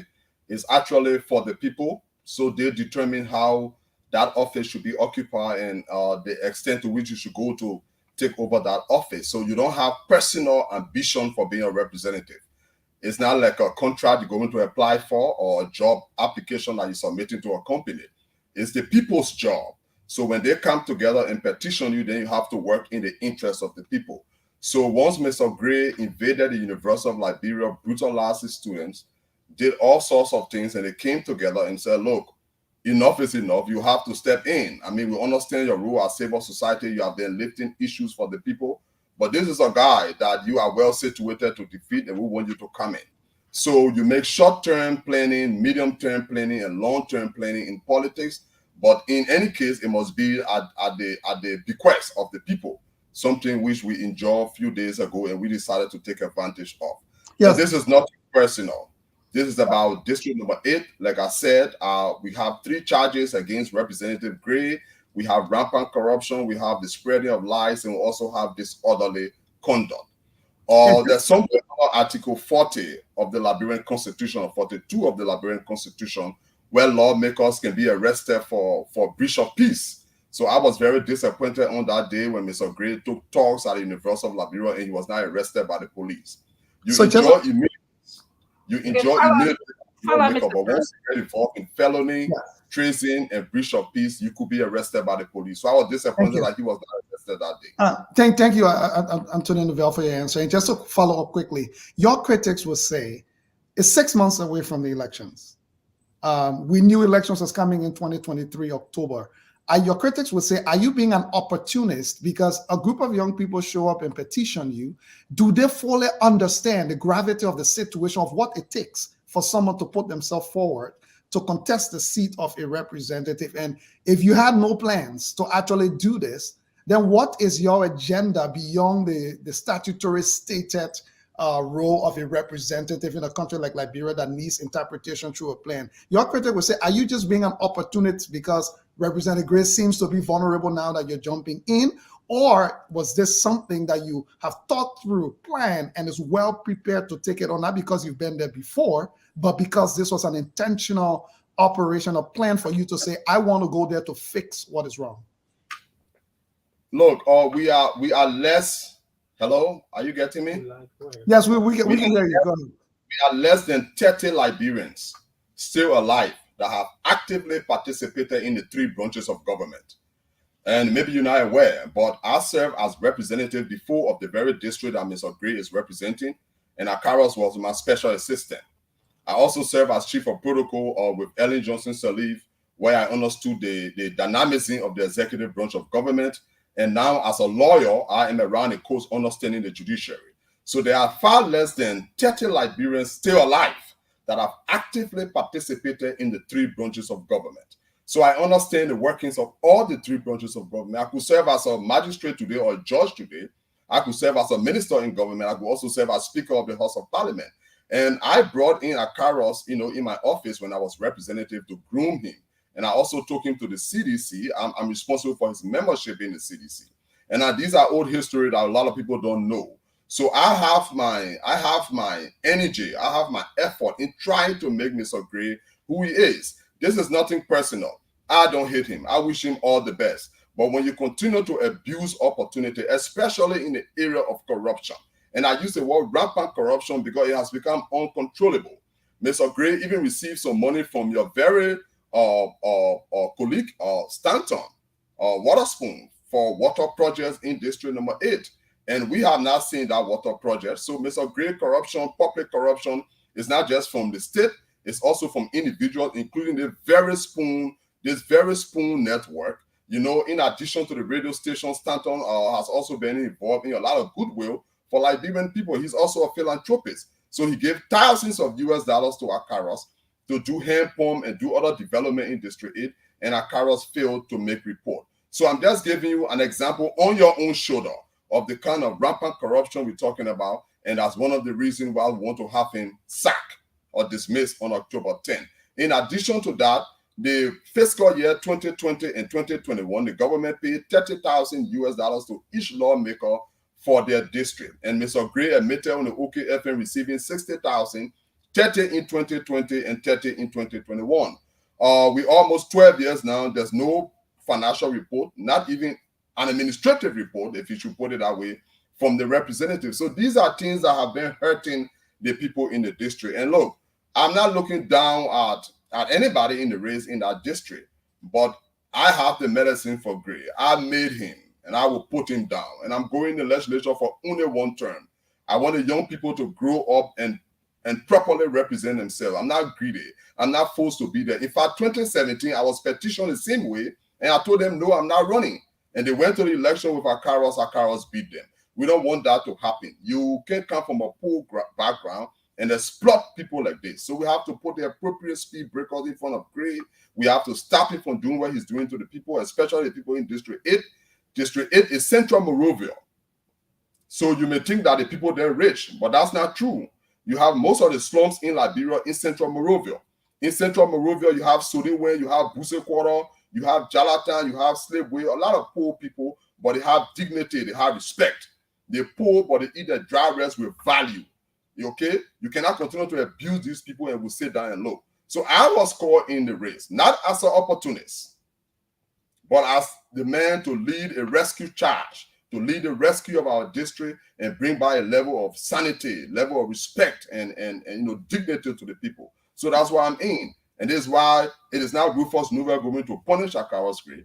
It is the entire district going to punish Akaros Gray. It is the student community. Once you invade the university, you have undermined the integrity of the academia. So all students in Liberia go to the University of Liberia tomorrow. They are registering there, in the hundreds. The Student Unification Party have been directing our entire membership to the university. The same with SIM, PROSA, and STUDA. So Gray is a walking dead man. He's a dead meat. Few months from now, we'll dismiss him for what he did to the university student. for the rampant corruption. And just to hit the nail on the head quickly, I also said the third point is that he lies a lot. And you may want to know how he lied. There's a great lie on Justice Kabina Janet. You know, it was Gray who wrote the petition that led to the bill of impeachment that removed Justice Janet from the Supreme Court. By doing that, Gray undermined the independence, the integrity, and the dignity of the court by wrongly ejecting, by establishing frivolous charges against Justice Janet. So we are also in this battle to fight for the independence of the judiciary. Having a man like Gray in the legislature could do more. Other justices could be impeached, students could be beaten, money could be stolen. The man has become a political liability and a threat to the peace and security of the country. So we have to step up to remove him. This is the reason why we've come to say that the best thing he can do, and I will say this with emphasis, the best thing he can do is to begin making report so that when he's leaving, he can make a report. Because once you leave the legislature, you no longer have the immunity. You could be prosecuted for corruption. Thank you. Thank you, Attorney Newville. We're going to move on to Sadamatu. Sadamatu, your question, please. Yes, hi. Welcome, Attorney Newville. I guess my question is, you spoke a lot about Representative Gray's character or alleged crime that you feel he has committed and needs to be sacked, as you said. I guess my question to you will be, besides his character, what are you planning on doing for the district in terms of maybe development or whatever else the district needs? And I know we have one, but I wanted to throw in another question regarding prosecution. You are an attorney. I think for many of us who don't know the law, and we've seen representative or legislature break the law, so to speak, and nothing happened, and people hide behind the immunity clause. And you mentioned that, no, there is something within our Constitution, you said, that these representatives or lawmakers can be held accountable for. And as a lawyer who knew this, why haven't you maybe pushed for that, for him to get punished for it under the law that you quoted? So those are my two-part questions. Yeah, we talk about lawmakers can be prosecuted for three things. They have other immunities, but for three things they could be prosecuted: felony, breach of peace, and I may need to look in the Constitution to exactly hit the nail on the third thing. So if you get involved in treason is the third thing. If you try to overthrow the government, you could be arrested. If you get involved in felony, and for some people who are listening that are not lawyers, we put crimes into categories. And felony is the highest level of crime as distinguished from misdemeanor. So it's hard to get a lawmaker arrested for misdemeanor, minor crimes. But for felony, you could be arrested, and for breach of peace, which is disorderly conduct. If a lawmaker enters a bar and decides to, spill beer over the place and kick the table, you could be arrested for these three things. So the immunity the lawmakers have, there's an exception. But you also asked me, what are some of the things I want to do in addition to Akaro's character? Look, we have a serious issue of child support in our country. And most of you guys live in the United States, you know the extent to which the laws can protect children. In Liberia, the failure to pay child support is considered persistent non-support. It could be a crime, but it's a misdemeanor under Liberian law. So misdemeanors are very low-level crimes. So we want to elevate persistent non-support, which is a refusal to pay child support, to a level of second-degree felony, where men who abandon their children will have higher penalty to pay, something like what you do in the United States and other parts of the world. Why do we make persistent non-support a misdemeanor? It's a serious problem that we need to resolve. Second thing, we have the investment incentive code in Liberia. There are certain businesses that are set aside exclusively for Liberians. I was a member of the legislature when we passed the Investment Act of 2010, putting sand mining, taxi driving. There's a long list of businesses that we set aside for Liberians. Because of the failure of the lawmakers to effect oversight, the fuller people have taken over most of those businesses. Liberians are getting poor. The retail sale of rice. There are some rice importers that are importing rice at the same time involved in retail. The Investment Act says, no, you can't retail, you can't get involved in retail sale of rice. retail sale of cement and all those things, but they are currently doing it. The problem, the political tension in Liberia is because of poverty. The economy is the main reason for the political tension. In America, most of you guys do not really care who the hell the president is, because no matter who's the president, your business running. We have a small economy in Liberia and just everything around Broad Street. So the political leadership there is a serious factor for determining how the economic or the social condition in the country will be. We are not protecting the investment incentive code. Our people are poorer. That one reason for the strong political tension in the country. We also talk about the rape law. People who rape babies, why are they treated in the same class as people who rape older women? I think raping a baby is equivalent to murder. Such people must be executed because we still have the death penalty on our books. Look, people talk about lawmakers doing toilet and building little schools here and there. Lawmakers do these things in Liberia because the government is not doing it. If we have a fully functioning government, I will not need to build toilet. The city corporation will need to do that. I will not need to take water to the community. Water and sewer will be effective to do that. My job as a lawmaker, anybody else's job, would be to make sure that oversight is effective so that the appropriate agencies of government can do their job. Something Mr. Gray and his life have refused to do over the years. When I was in the legislature, I was suspended for 3 months. And I want my brother of Fangon and Fadiga. I'm sorry, I'm not calling the rest of you names because Fangon and Fadiga been in the struggle for long, so we all know their names. But I will learn you guys names later. Okay. I was suspended for 3 months when I was serving as a lawmaker. You know why they suspended me? They supplied the lawmakers with brand new cars, and I said, I'm not taking my car until you can provide buses for the people and increase the salary of Civil 7. So in recent Liberian history, in contemporary Liberian history, Rufus Newell is the only man that was suspended from the legislature for standing up for the Liberian people. I'm not going to call myself the light. I believe only Jesus Christ is the light. But we have demonstrated beyond argument that we have the ability to lead. And we're getting back in the legislature, not for ourselves, but for the ordinary people of District 8, and we'll do our best to serve them. Thank you. One correction. Okay, go ahead. Yeah, we cannot say, the Fula people are foreigners in general. The Fula people are Liberians. There may be some who are foreigners. Some are Liberians, some are not. So, they're not the issue for our Liberianization law. Thank you, Salamatu, for catching that remark. I'm going to move on to Honorable Eugene F. Fagon. Please go ahead, Mr. Fagon. Well, good evening, my dear brother Rufus. How you doing today, sir? Thank you. I'm okay. Why would you dare list only 3 items when you know that District 8 carries the Sunni win and has been voted for all of the 2 terms that Akaras Gray served as the most dirty and most stink district amongst the 17 districts? Example, the poo-poo hole and that TV and radio here. I want the people to hear it. In front of Public Works, leaking every day.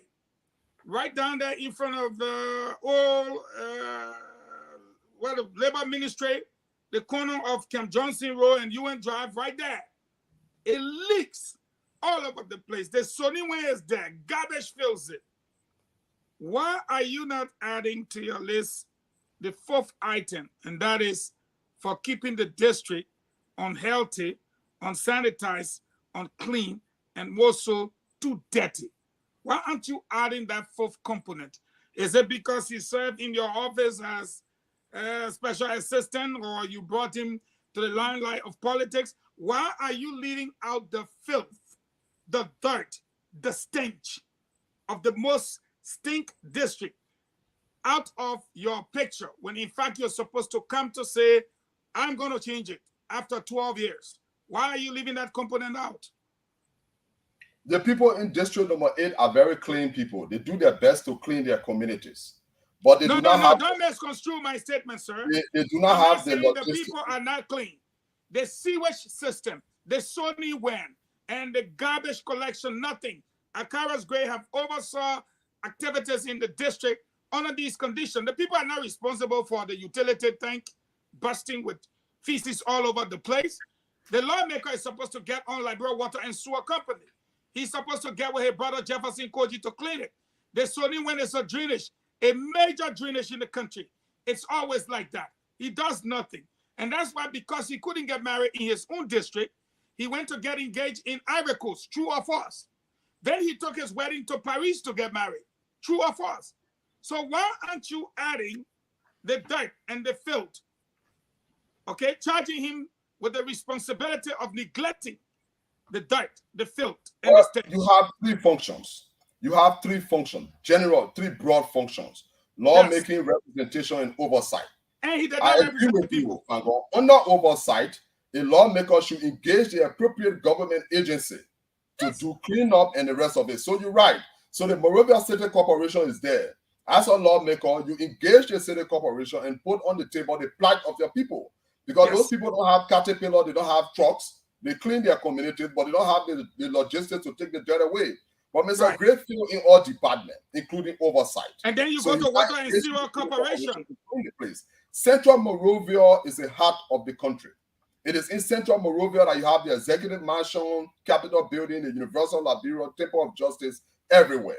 You can't afford to have that district filled with filth. So I agree with you, Mr. Fangon. That is, again, another place that Mr. Greenfield engage the city corporation and make sure that they clean the community. But I will not tell you that a lawmaker should have the capacity in the Capitol Building to clean. But you have the legal authority to press the public works and the Monrovia City Corporation to clean the community. So you're right. Again, Mr. Greenfield in that particular department. Even the water and sewage company, the Water and Sewage Corporation, is their job to clean up the sewage system. And that is why feces is all over those streets, because he will not go to Dwana and say, Dwana, my people are living among feces. You need to come. If you can't come, I'll take your complaint. He didn't do that. He didn't do that with Public Works to clean out the drainage system or the sewage in collaboration with Water and Sewer. He didn't do that with MCC. He neglected those functions, kept the people in unhealthy conditions, and allowed them to live through the filth. That should be fourth on your agenda, and I'll be surprised if you don't hold him to that. If Stanton Waterspoon gave this man money to try to get some water to our people, and he stole the money, what do you think he would do? Go to Water and Sewer? He wouldn't go to Water and Sewer. So again, the man failed in that particular department. Look, the Capitol Building is now a place to get rich. Some people call me former rich man. Oh, you're not in government again. Other people build schools. Other people got companies, and then man, Rufus Newell is not having it. Look, I got my reward in heaven. The day I die and go to heaven, the street will be paved with gold. I will enjoy that. The legislature is a terrain where you should advocate for the less fortunate. It's an opportunity to fight for the poor. And in fighting for the poor, you cannot get diamond on the sole of a shoe and fight for the poor. You have to forego your own pleasure in order to fight for the poor. That's why the lawmakers told me when I was in the house that if you don't take the Grand Cherokee Jeep, we'll expel you. I said, expel me. They said, we'll suspend you. I said, you can go ahead and suspend me. But I will not take the luxury vehicle until you can revamp the Monrovia Transit Authority and increase the salary of civil servant. And if I may add, I led the debate that took the civil servant salary in this country from $35 all the way up to $150 for the minimum wage. And that minimum wage has become unrealistic due to inflation and other economic factors. I think $150 cannot sustain a family. My first communication to the plenary as a lawmaker would be to reintroduce the salary debate. My friend and brother Darius Dillon started it, I think somewhere along the way, I don't want to say the leg went off, but he got tired. We need to reintroduce the salary debate to make sure that we put all of our earnings on the table. As I speak to you now, the lawmakers are making $15,000, but they have only $9,000 on the books. They put the other $6,000 on a gasoline, scratch car, vehicle repair, medical, and duty-free, and all those things. So if you check the Ministry of Finance record, you will see between $8,000 to $9,000 as a salary. But tell them to bring the gasoline, the monthly gas supply, the scratch car supply. When you add all that, it comes back to $15,000. So after it was $15,000 and you guys made noise because the Spoon Show was very consistent that the $15,000 is too much, they put past the budget, reduce it to $9,000, but then spread the $6,000 over other items like vehicle repair, something that you will not see, house rental and all of that. So the light must continue to shine. In fact, another thing Mr. Dillon did not tell you, lawmakers also have duty-free. And the duty-free is something that we have to fight and stop. Lawmakers also have this annual allotment for medical. So why do you want to put money aside for lawmakers to go for treatment? Why don't you give the money to JFK? You know, there are many things happening in there. The legislature is like a dark water with alligator under it, snake under it, scorpion, all kinds of things under there. My brother tried to shine a light. I think the water colored the light or something, but there's nothing happening under there. We need to unearth what is going on in the legislature by comprehensively shining a light on that branch of government. And if we do that for the legislature, we can do that for the executive branch and also for the judiciary. In addition to that, there are certain money set aside, certain allocation made for speaker, deputy speaker, chairman on executive, and other people for their entertainment and other things. Now, the speaker will have sometimes up to 20, 30, 40,000 for entertainment. I don't know how much for a crate of soft drink that you need up to 50,000 for entertainment in just 6 months or 1 year. So if we really look in our budget, if we microscope the budget, we can find a lot of money in there that can be allocated or spread over to civil servants. Another thing we need to look at is the revenue code. Under the revenue code, after 3 years, you have a depreciation rate of 33% for government cars. So if you amortize 33% over 3 years, every government car is presumed to be finished after 3 years. So even if your car is still new and finished, we need to amend the revenue code and have 6 years amortization rate. So you have maybe 15 or 18% per year so that you spread it over 6 years. So when you are giving a new government car, that car will last for 6 years. People complain that every 3 years, the people changing their cars, they are acting in line with the revenue code. The cars are presumed to be finished after 3 years with the current amortization or rate. So we need to amend the revenue code, re-amortizing government property, not just vehicle, even the office, material and the rest of it, so that those cars can last longer. There are a lot of waste in the budget. And on this one, I don't want to say John is responsible or Peter is responsible, because that's an old, fiscal tradition. We really need to jab the river, get all those elements out, and we can find a lot of money to add on the salary of civil servants. Thank you, Mr. Nuve. I'm going to go to Al Hussein Fadika to ask you his questions. Ambassador Attorney, are you still the chairman of ICOP? The ICOP was a temporary political movement intended to keep the country stable. So we all came together, and now I'm the executive director of the People Action Network. That's good. All right. Well, let me There get is no organization registered in Liberia called COP. There is no organization registered in Liberia called RCOP. So it was only a banner that we used to umbrella several institutions that were going against the government to put her feet to the fire to perform. But there's no group in Liberia. You can call the business registry. There's no legal entity in Liberia. You can't write a check to COP now and get it in cash or RCOP. There's no legal entity. It was a nomenclature. It was an identity assigned to several institutions, including my People Action Network. I got you. Let me I just wish to announce that there's a protest going on our live feed. The people said that Dr. 6 o'clock should please not cut the show off. It's juicy. To the protester, she has heard you, and she has taken steps to address your problems. They won. I plead the fifth now. They won. Go ahead, Mr. Fadika. You were once called the youngest representative, right? You were once the youngest representative in the House, and you ran under the CDC.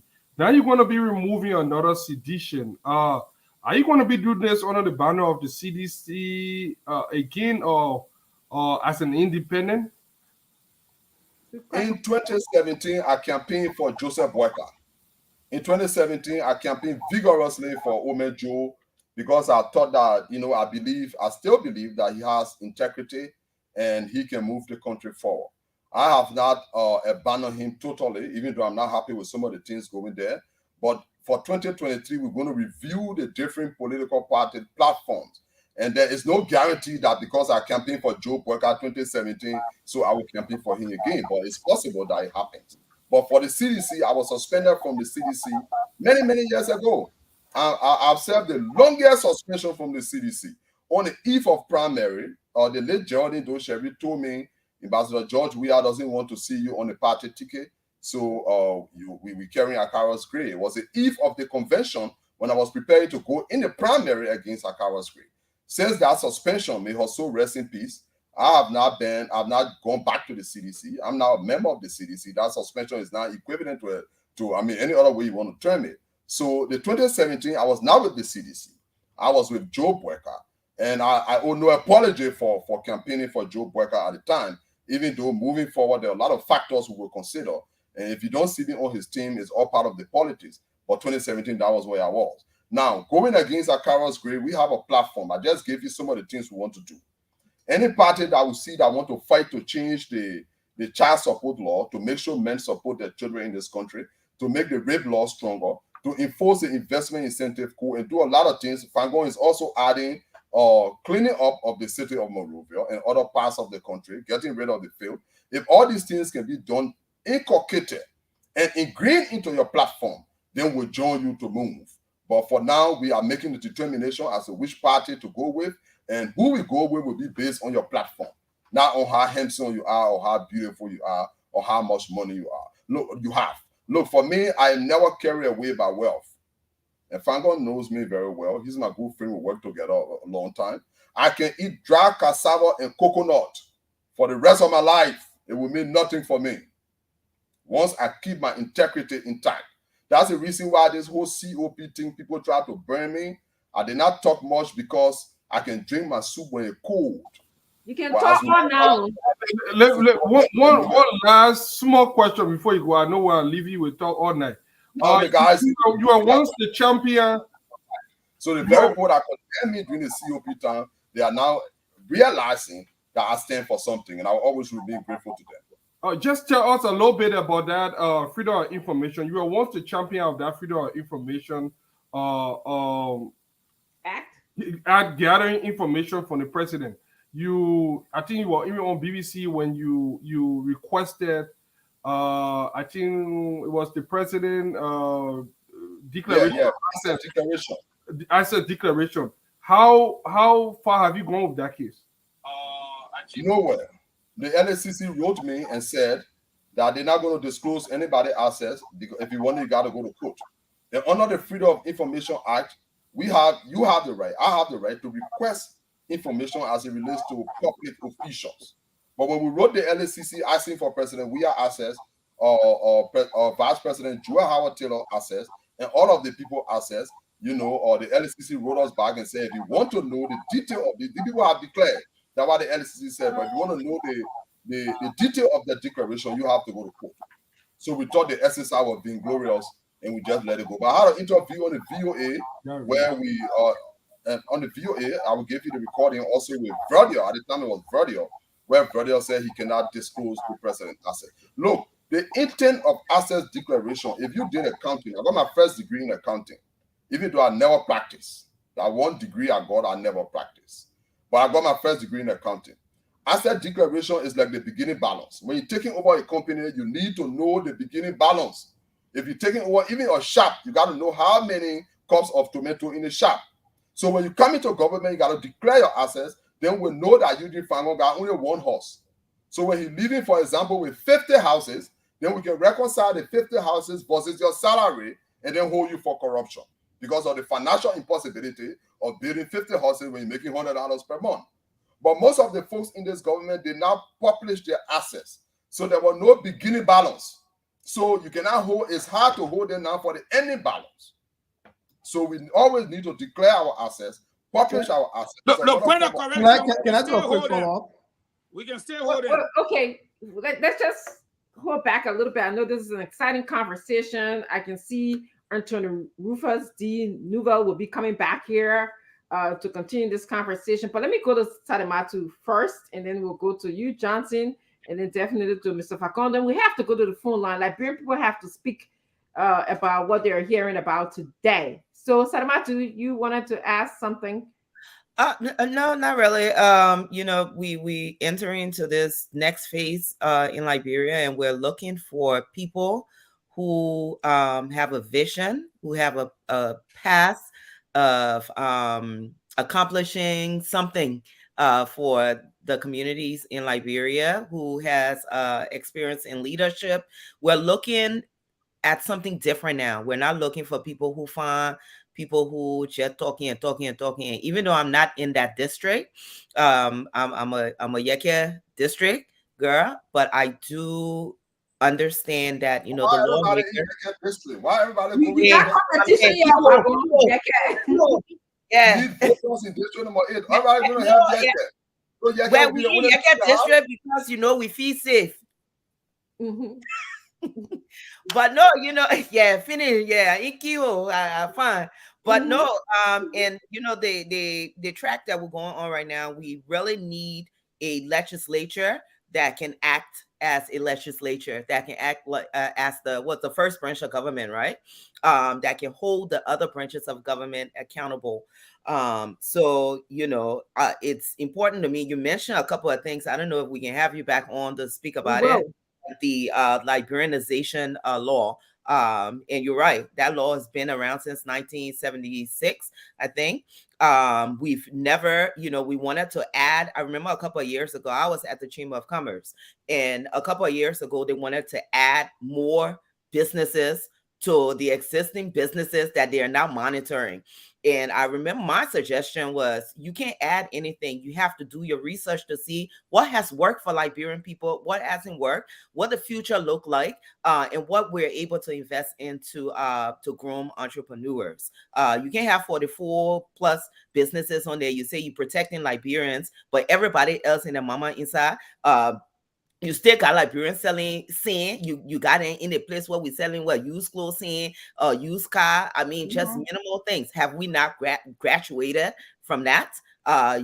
So again, you know, I wish you guys you could come back on for us to Yes, we talk will. more about it. But you know, we need a vision, and we need people with leadership experience. We need people who are sincere, people who have shown us they've been sincere to move Liberia further, or else we're Thank just, you. you know, we don't want to replace the faces of people. Like you said, it's not personal. We don't want to just replace the face of somebody. We want to replace the way we're doing business. Good governance with good governance. Thank you. Thank you, Salamatu. We actually want to extend an invitation to Representative Gray to come and debunk whatever he is hearing Attorney Nouvelle say about the district. The invitation is extended to you. Please feel free to come up here. Leo, we're going to go to you, and then we're going to go to Fakon, and then we have to go to the phone line for Liberian people to speak to us. After all, this is their program. Go ahead. Yeah, I just have a few things. So when I sit and listen to Antonio Rufus Nouvelle, by the way, a very familiar name in the Liberian political arena. So you're no stranger. Here's what I'm thinking. Antonio Nouvelle, do you think in any way that you should be held accountable or held in check with the Liberian people, thanks to people like you for training people like Representative Gray as your understudy? Seeing the result now as a mentor, if you have a mentee that turned out this way, now nobody can say they're responsible for what people go and do. So I'm not going to put that on you. But how do you feel as a mentor having to come back to us now? Like you said, you provided Representative Gray a lot of opportunities or whatever to get him where he is. He worked in your office before. So as a special assistant, that's one. By extension, you also being one of the people who helped, thanks to you, gave us a CDC government. By extension, now that with some of the things you were saying currently that we're hearing against the CDC government, can we also say thanks to you, some of your brilliance and efforts that you made the CDC government come to power? Do you hold some responsibility to the Liberian people for your ingenious of bringing the CDC to power? And the final piece I will land on will be the COP and then the ICOP. You all started with the COP, went to the ICOP, and none of those institutions, like you rightly said, have been seen. You call them temporary interventions, but at the very least, we see all of these organizations have been very fleeting in what they were trying to achieve. Can you confidently say the COP and the ICOP did achieve its objectives at the time when you were involved with the COP, and then with the ICOP when you broke away from the COP and established the ICOP as well? So I guess my point I'm landing on is, with your long history, and some of which have been great, like you mentioned, I'm just going to the other side. Do you feel the Liberian people have the right to erect some checkpoints and come to some questions of accountability instead of you just showing up again today and letting us know how you can help reshape the future of Liberia, given your past record. Okay, thank you.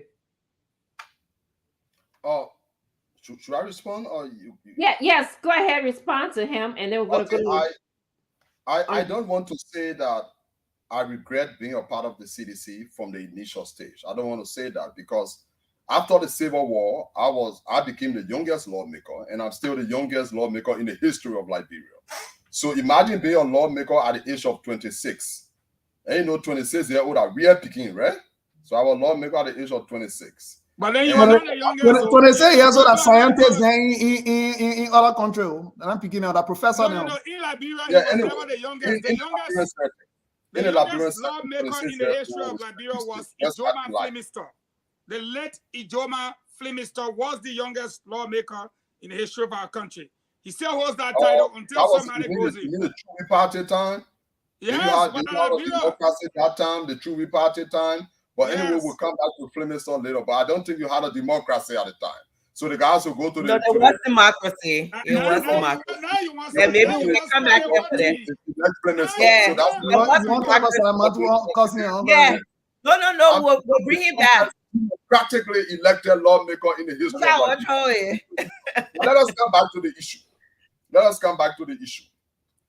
The CDC-led government, we brought the CDC to prominence because we thought and we believed at the time that George Weah was a symbol of reconciliation and unity. As a young man, I held the belief that George Weah was a symbol of reconciliation and unity. Having worked with UNICEF, I worked very closely with him. George was very active in the DDRR process. I represented the youth of this country. He and we drove together across the country, disarming young people. So I had this personal relationship with the man. So we thought to push him to the presidency so that spirit of reconciliation and unity can prevail over the country. But the political office, being president, is a political office with a lot of complexities. So to some extent, he has been carried away by some people out of his original identity. Carried away by some people? Where is this personal responsibility and accountability if you're blaming other people for carrying him away? He's also responsible. I'm not saying he's not. I am saying the George Weah I knew before becoming president is not a George Weah I'm seeing as president. The George Weah I knew before becoming president was a guy that would not eat his rice until you arrive at his house. Once you say you go in there, you will say you're called out rest, my picking and coming, we eat together. That was the guy we knew, and that was the guy we were fighting for. But come with the territory. Since President Weah became president of this country, he has never spoken to me. I don't have any issue because he's not forced to do so. But the fact remains, you ask a question about whether I regret supporting the CDC from the genesis. I say, should Liberian people hold you accountable? When my calculation was based on reconciliation unity. Most of the guys going against George Weah were the old politicians. So we wanted to create our own. And you thought that was the good qualification to be president? I don't know. But that is what we did from the beginning. But since the government came to power... Dr. Richardson, can you hear me? I can hear you, but I'm not hearing our guest. Hearing him as well. Okay, our guest is muted. Can someone in the back please unmute him, please? Let him know that he's muted. Yes. Attorney Rufus. Okay, it doesn't matter whether his mic is unmuted or not. He's coming through the board. Oh, I see. So, so that's the point. What matters to us. That's the point. Anthony Nouvelle, you were cutting in and out. You were cutting in and out briefly there, but we were saying to you, what you say about George Weah, the man will keep a recluse abode before he picking a camp for him to eat. And you elevated that to be the prerequisite for what a good president would be to push him to the highest office in the land. Do you want to say that again? I did not get it. No, I was saying you were telling us about George Weah's efforts when you were with him personally, and reconciliation, disarmament. In fact, a man who would keep a bold arrest, for example, when he picking and coming generous like that. My question is, when Liberians have the right to question your judgment, if you elevated that to be what was required for someone to ascend to the highest office in the land to be president of the republic, giving your own description of the complexity of the presidential office. I'm so sorry. I think your technicians will have to just take your voice up a little bit. Can you hear me clearly now? I'm hearing you now. No, my question was, you were giving an example of your personal relationship with President Weah before he became president, and some of the exploits that you experienced with him in terms of, disarmament, reconciliation, to the point where you were even would save his food for his picking them to share with him when they're coming. My question is, giving a description of the complexity of the office of the President of the Republic, did you think, or do you still think, that is what was required for someone to occupy such a complex, sophisticated office when it came to the presidency? After the Civil War, we had warring factions in the country. We had people with blood on their hands. We had the demobilization and reintegration process was still going on. Liberia was divided into factions. So we introduced the George Weah variable with the intent of uniting and bringing together all the warring factions. We did not bring George Weah into politics specifically to look at the economy and other complex variables.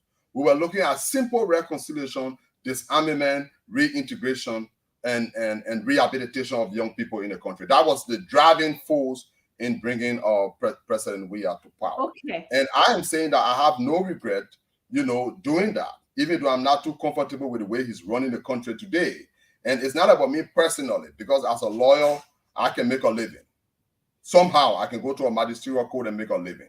So it's not about me getting job from him, getting money from him, or even being close to him. It's about the interest of the Liberian people. Once I see President Weah serving the genuine interest of the Liberian people, I will defend him. If he's not doing it, I will criticize him. So my concern about George Weah presidency is about the well-being of the Liberian people. I have no specific interest. And I don't want to have any personal connection to President Weah or to get any money or whatever from him. We just want the best for our country. And that's what I stand for. Thank you. Honorable Facon, you want to ask your quick question, then we have to go to the phone lines. It's 6:17. Well, my question is simple because I know 6 o'clock now pass. I have the shortest question for my brother Newell, and he know how we play around. And let me be clear with him. Are you aware that if CDC is ever written on your cap or your back owing to the disenchantment, the unhappiness, the underpayment of civil servants that you fought for to make 150, this president said he's just been made aware that people were being paid below the minimum wage, as low as $45, that everything has crumbled. My question to you is simple. Are you aware that CDC is a political excess baggage, and that if you ever attempt to fall on that ticket, you will meet a man like me head on? Are you aware of that? Making me scared now. They say I'm going to ask you a question. Making me scared. Yeah, because if I see any other thing around you, I'll consider. But the moment I see that you won't be part of a representative who abused the people for the last 12 years, a president who admitted that he underpaid Liberians, the death of 6 to 7 auditors, the feeding of drugs onto our street, the last being the 100 million or the $40 million worth of drugs, the messy monies and what have you. The moment you wear the cap, my question, Dr. Francine says you ask question. One question. Are you aware that if you ever done the regalia of the party that have punished these people in your district, you will have me to contend with? That's my question. Simple. Well, I have no intention of joining the CDC to contest to go in the legislature because the CDC has her own candidate. But I want you to understand that joining any political party in Liberia is a right guaranteed by the Constitution. Amen. Don't bring loyalty. I say any party. If I decide to join the ANC, if I decide to join the ANC or the Unity Party or the PPP or whatever party it is, I will be prepared for the combat ahead, the intellectual combat, the political combat. I have no plan to join the CDC right now. No plan. In fact, I cannot join the CDC and go against Akara's grade. So it's common understanding that I'm not going to join the CDC. Not because I hate Okay. the folks in the CDC. Thank you. They too are Liberians, and you, Fangon, you know you work for the same CDC government. The CDC trouble that in the country today is all of our head. But I have no plan right now to join. I have no plan right now to join the CDC. We brought the devil Okay, outside. thank We you. need to carry the devil by inside. We brought the devil outside. And now everybody wants we need to carry the devil by inside. So if you say, oh, the devil must stay outside, then fighting open between you, me and you. Okay, No, there I you don't have have it. a plan to join You the CDC. are watching. And if I had any plan to join the CDC, your intellectual challenge will not deter me from doing it because I'm not afraid of you. Okay, But then I try have it. no So plan if to join the you, CDC. And if I have planned to join the CDC, I'm not going to stop because Spangon is saying he will beat me on the I battlefront. said try Look, it. Look, You have been I understand, Fangon. You are one of the strongest intellectuals in this country. I mean, you may hate Fangon or like Fangon. That's your business. But Eugene is strong. But I want Eugene to know that I combine Costa and DeLong and I whip them. Now, Rufus Newell has a track record of demystifying people who think that they are beyond intellectual reproach. But as I speak to you, I have no intention of joining the CDC. In fact, Fangon, we may be on the same side in 2023, in October. That Belensi Papi for my mom. that is it. So if you are watching, Where's your party now, Fangon? Opposition. If you are watching us, Finish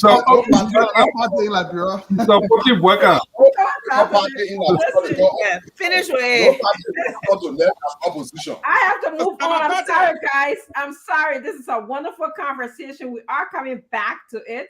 But if you are watching us, you are watching Spoon Talk, Spoon Network. This is the place where you get all the breaking news. Anthony Rufus-Newell has told you a lot to unpack tonight. A lot of breaking news coming here, there. You're hearing Benefici popping from Falcon Muff or not popping from him Muff. So I want to just kind of tell you tomorrow, join us. We're going to have female developers, okay? Women who are developing the Marshall Beach area.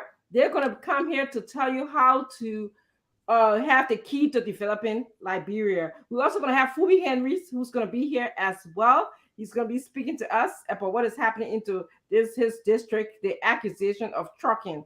And of course, on Monday, I'm happy to also present to you on actually April 3rd, we have Councilor Pearl Boo, who will be here as our guest. You cannot miss any of these episodes of Spoon. Yes, share the show. Did you say Councilor Pierre Brambu? Pearl, yeah, Pearl. Ha, okay, Councilor Pearl Brambu. We the wait. Yes, yes. That's small money. I can't run away from here. Y'all was sitting right here. We will all behave. The only thing I will say is we will all behave ourselves. Yeah, she could keep us in order. So we're gonna go to the phone line. Simon, can you please come here and help us? Thank you for coming, Anthony Rufus-Newell. People can call in and tell us about their thoughts.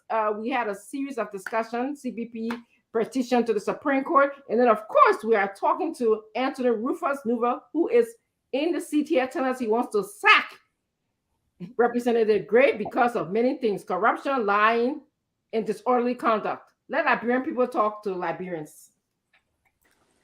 Okay, so the number is to call 0777-771075 or 0555-101075.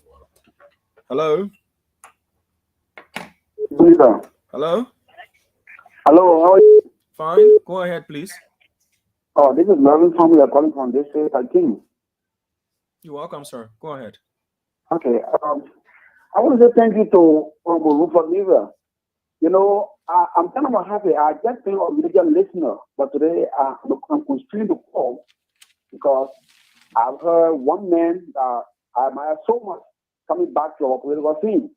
I will be happy for Mr. to unseat Akaros Gray because Rufus-Newell Day at the Capitol building, there were a lot of things that were done there that they have not been done today. I remember vividly when he rejected the vehicle, when he was suspended 3 months, the whole Capitol building was like, but who was the labor? Because LeBron said being a 26-year-old man, 24-year-old man was a labor. So he was the smallest there. So they were like, well, why would the labor reject the kind of car? something that you have not seen before. But he stand his ground to reject it. So I'm happy that he's coming back to the Bolivar. Thank you ever so much.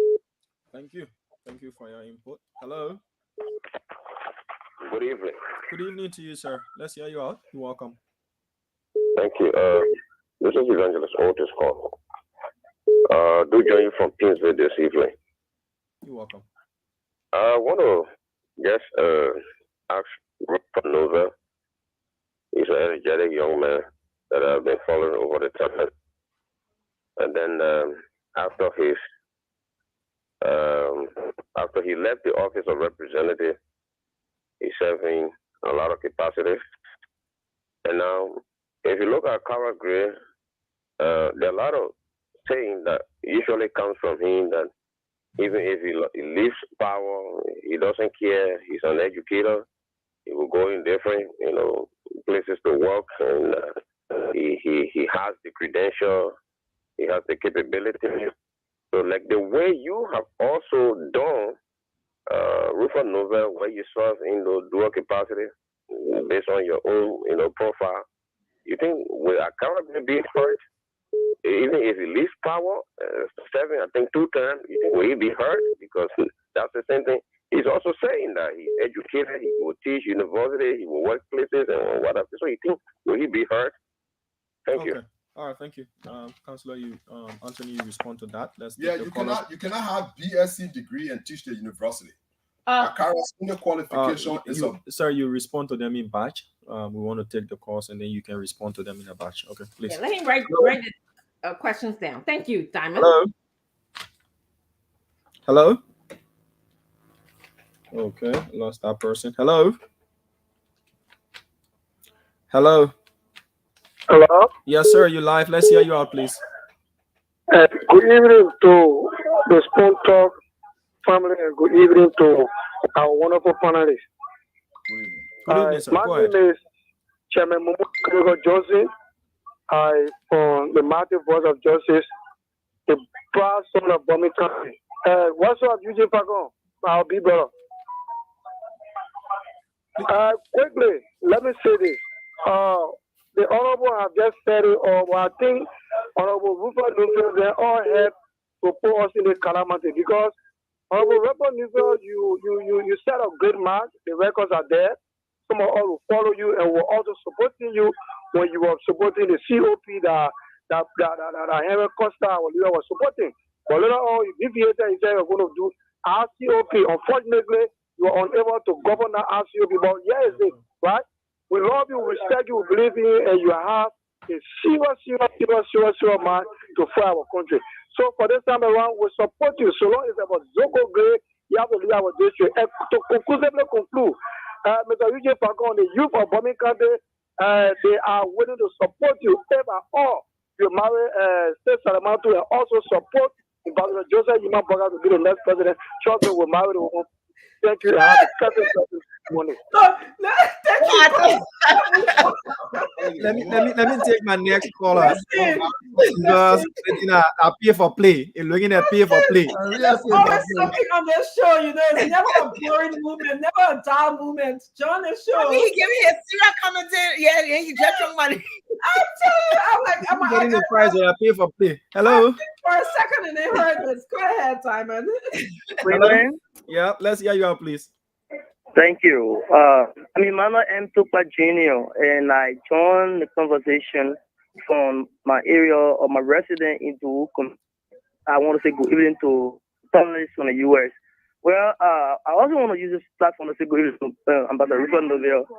I listened to Ambassador Rupert Nuffield. I think lamented that he took our general to the legislature, and then now he also talking to the CC. Now he want to run against him. This is what I want to say. You may have taken him to the legislature and made your office assistant, but he is going to be a kutuku. I'm sure you understand that, bro. I say kutuku. He is the general, and he's more. Let them play. I than you. I don't think there's a ball that you possess more than on a Akara Gray because it has no function. Akara Gray performs in all. Now, you both are hearing in the greater Eugene Facon has been an intellectual. The last time I listened to Eugene Facon, he was following the rumor that the president is being investigated by the CIA. Is that the person you call an intellectual? Diamond? Okay, so we lost that person there.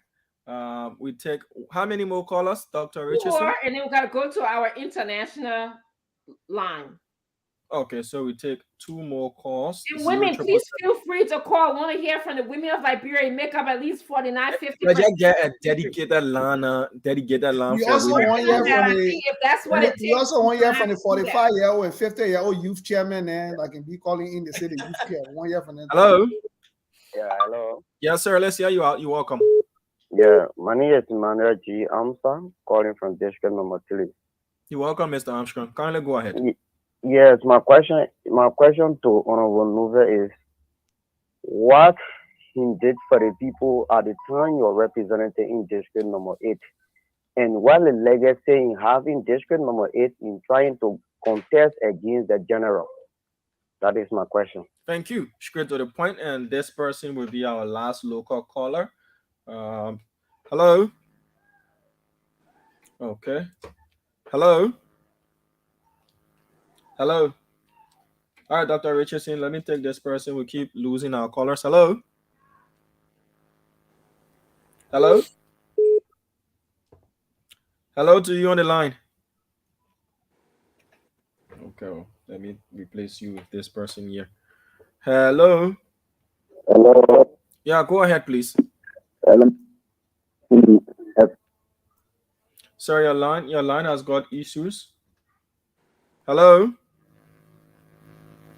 All right, Dr. Richardson, I think we can safely transfer the taking of calls to you guys, because we seem to be losing our callers as well. Thank you, Diamond. Thank you. Good day. We want to now come to you for the international line. Could you please pin the number or have the banner reflected on the screen? Because somebody I just saw in the comment section asking for the number. So we're going to go to our international lines. Women, you are encouraged to call as well. Yeah. So the number is there on the screen. Let's see if we have a call. 954-795-6664.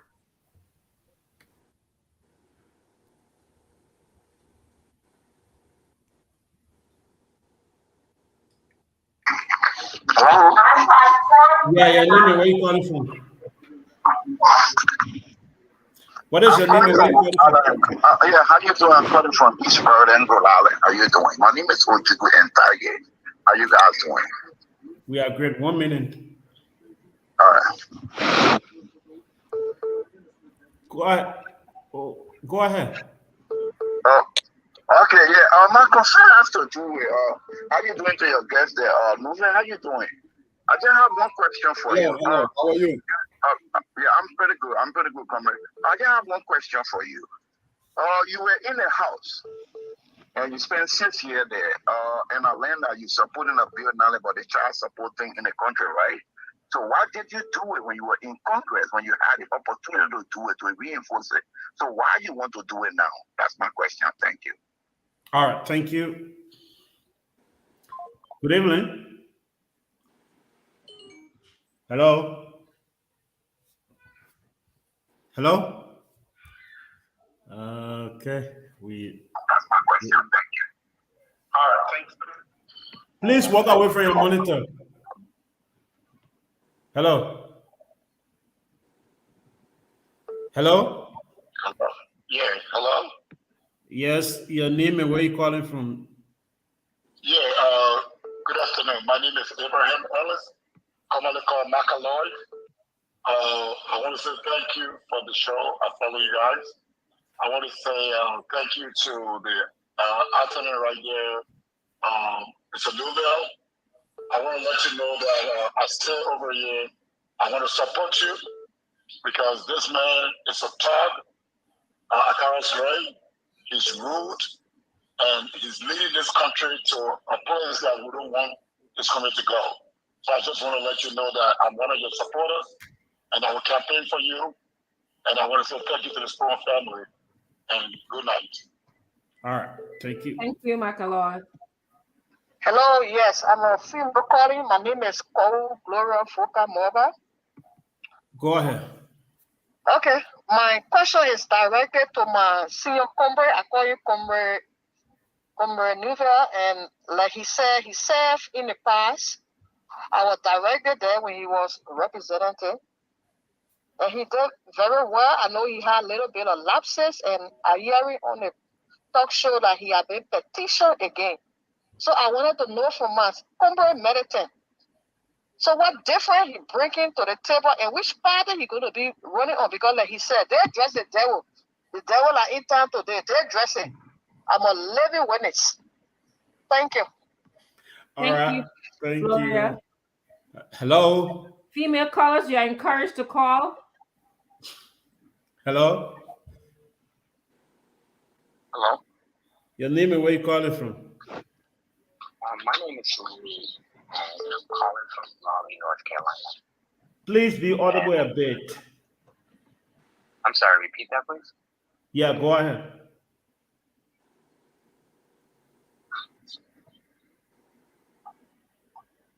Caller, go ahead.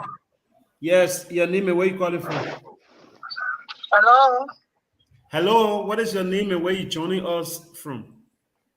Elizabeth Perry. I'm calling from Denver, Colorado. Go ahead. Hello. Yes, go ahead, make your point. Please make your can point. hear you. Yes. My name is. Yes, I'm so happy to hear that Renewal is running back as a representative, and I'm gonna make sure that all of my families and friends gonna vote him back. He did absolutely a good job, and I highly appreciate what he did when he was there from the beginning. And so I'm just calling now to say, Honorable Neva, welcome back to the House of Representatives, because we're gonna vote you back. Thank you, Elizabeth. Let's take 2 more calls, and then we go to our closing remarks. All right. Hello. Good evening. Good evening. Good evening. Your name and where you joining us from? My name is Thomas Wilbert Davis, and I'm calling you from Lincoln. I will first of all say thanks to all of you and Dr. Richardson, a very loyal woman. I appreciate you, ma'am. Thank you for keeping our favorite Spoon Talk moving. On the other hand, regarding Mr. Newver, I'm also from Maryland, and so anyone would say I should be supporting Newver, but that's not the case. Akaros Moses Gray is a talk. We know that. But my philosophy is that most of these guys that were given the opportunity to serve our people but did not serve them, by the time they lose power, they are no longer in power. It is when they start to point out lapses. We are not here for that. We need Akaros Moses Gray out of that place, but equally so, we also need a fresh mind who has not done anything, or who has not displayed what they have within them to go, and not to recycle these failed politicians. Thank you very much for the opportunity. I appreciate it for this small family. Bye-bye. Thank you. Last call. Yes. Hello.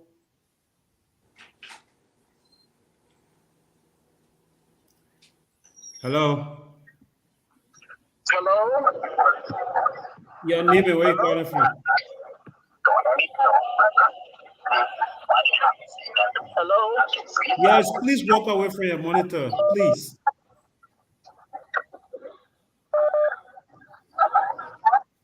Hello?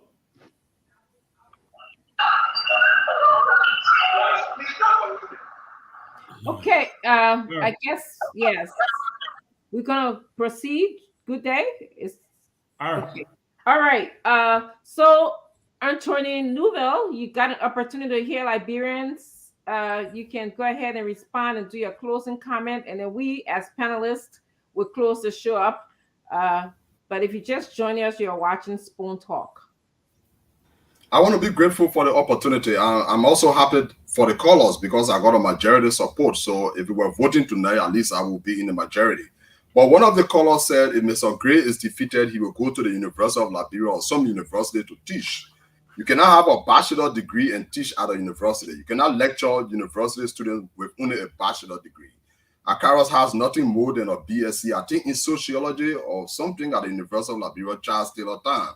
And for the past 12 years, Gray has done nothing to advance himself academically. All he has done in the legislature is to just offer muya muya zekwe zekwe. Muya muya zekwe zekwe is not a profession. To distinguish me from Akaros, I'm a lawyer, and not just any lawyer. I sat the Supreme Court exam to practice law in this country, and I came up with an average of 88%.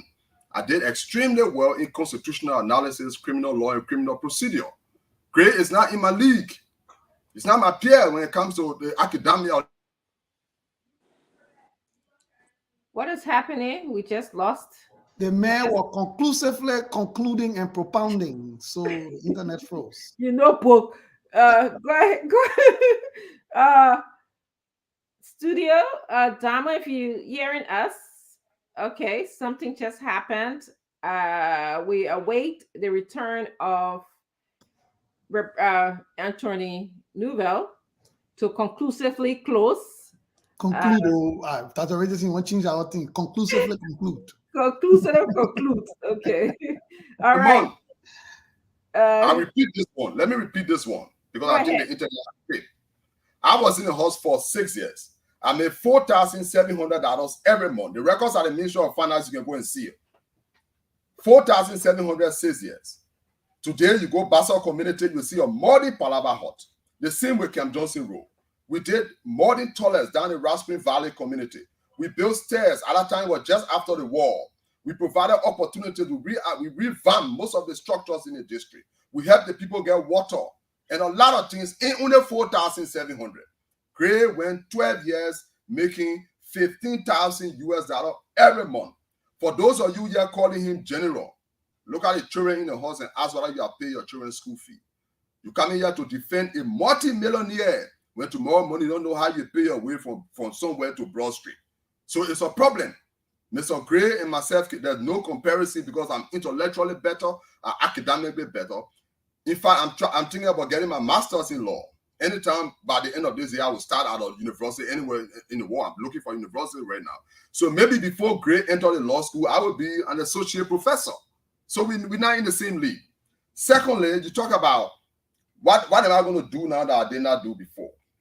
The capacity I have today, I did not have that capacity 26, 27 years old. I like to admit, I just graduated from the University of Liberia with my first degree in accounting, and then I became a lawmaker. I benefited more from the University of Liberia Palava Hut than I did from the accounting department. So from the Palava Hut, I was carried to the legislature as a lawmaker. I've never practiced accounting. So I added value to myself out of government by becoming a lawyer and a lawyer by excellence, coming in the first 4 in my class, and even in the first 3 or 4 in the Supreme Court by exam. So that's how you distinguish Gray from Nouvelle. The only thing Gray can offer that muya muya zekwe zekwe, and we tire with it. Then you're also talking about something new, child support. When I was in the house before, I did not understand all these domestic relations law. The child support law, the persistent non-support, is in the domestic relations statute. It can also be found under chapter 16.5 of the Penal Code, where the failure to support your children is a misdemeanor. We want to amend 16.5 in the Penal Code and make persistent non-support a felonious offense. All these little dialectics and dynamics cannot be done by somebody without the training. Take, for example, if Rufus Nouvelle decided to be the chief medical officer for the JFK, you will not support me because I know nothing about paracetamol and chloroquine.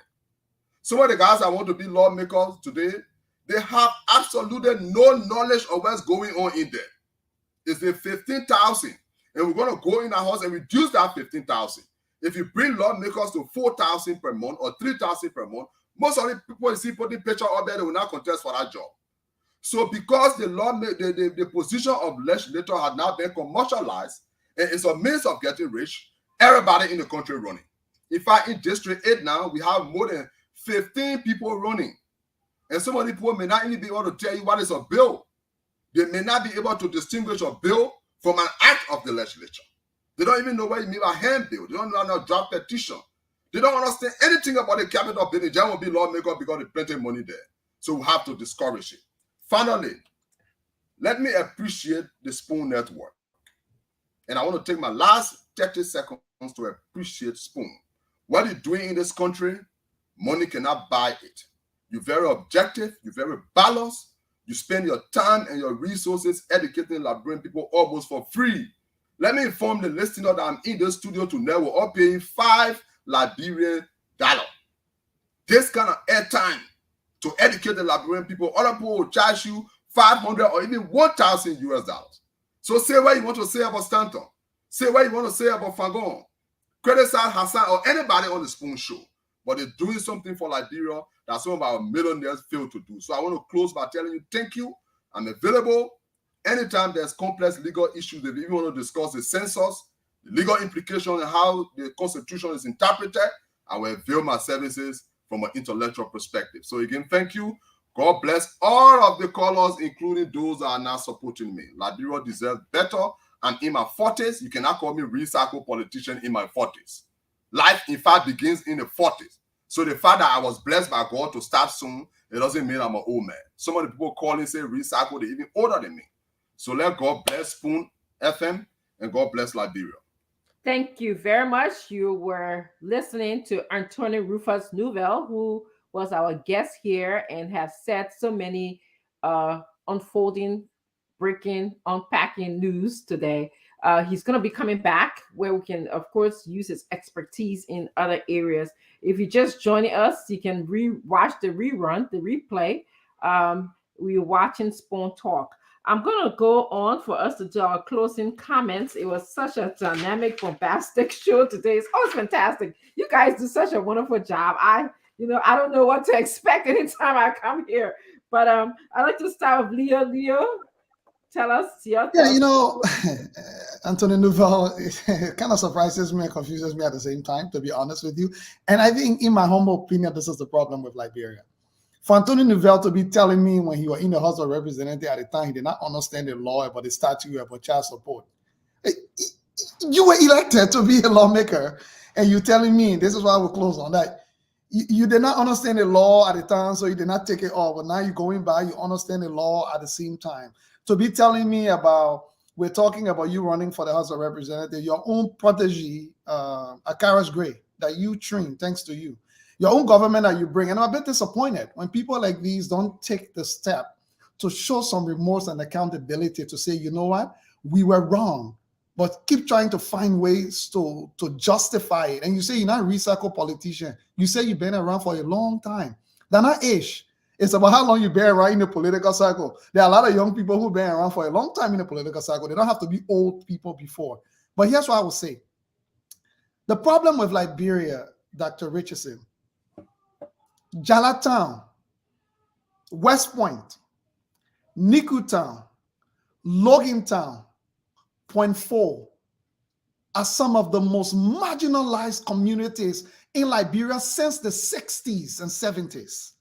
This is not today. And all of them are less than 5 or 10 kilometers away from the seat of the elite and most powerful of the Liberian society.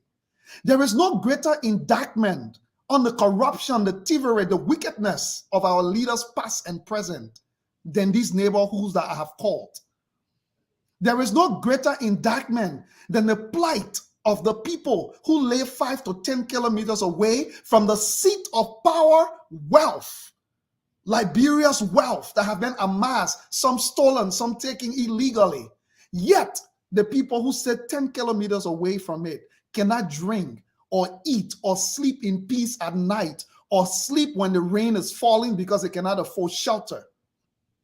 And we have the guts to sit and debate about where Liberia should go.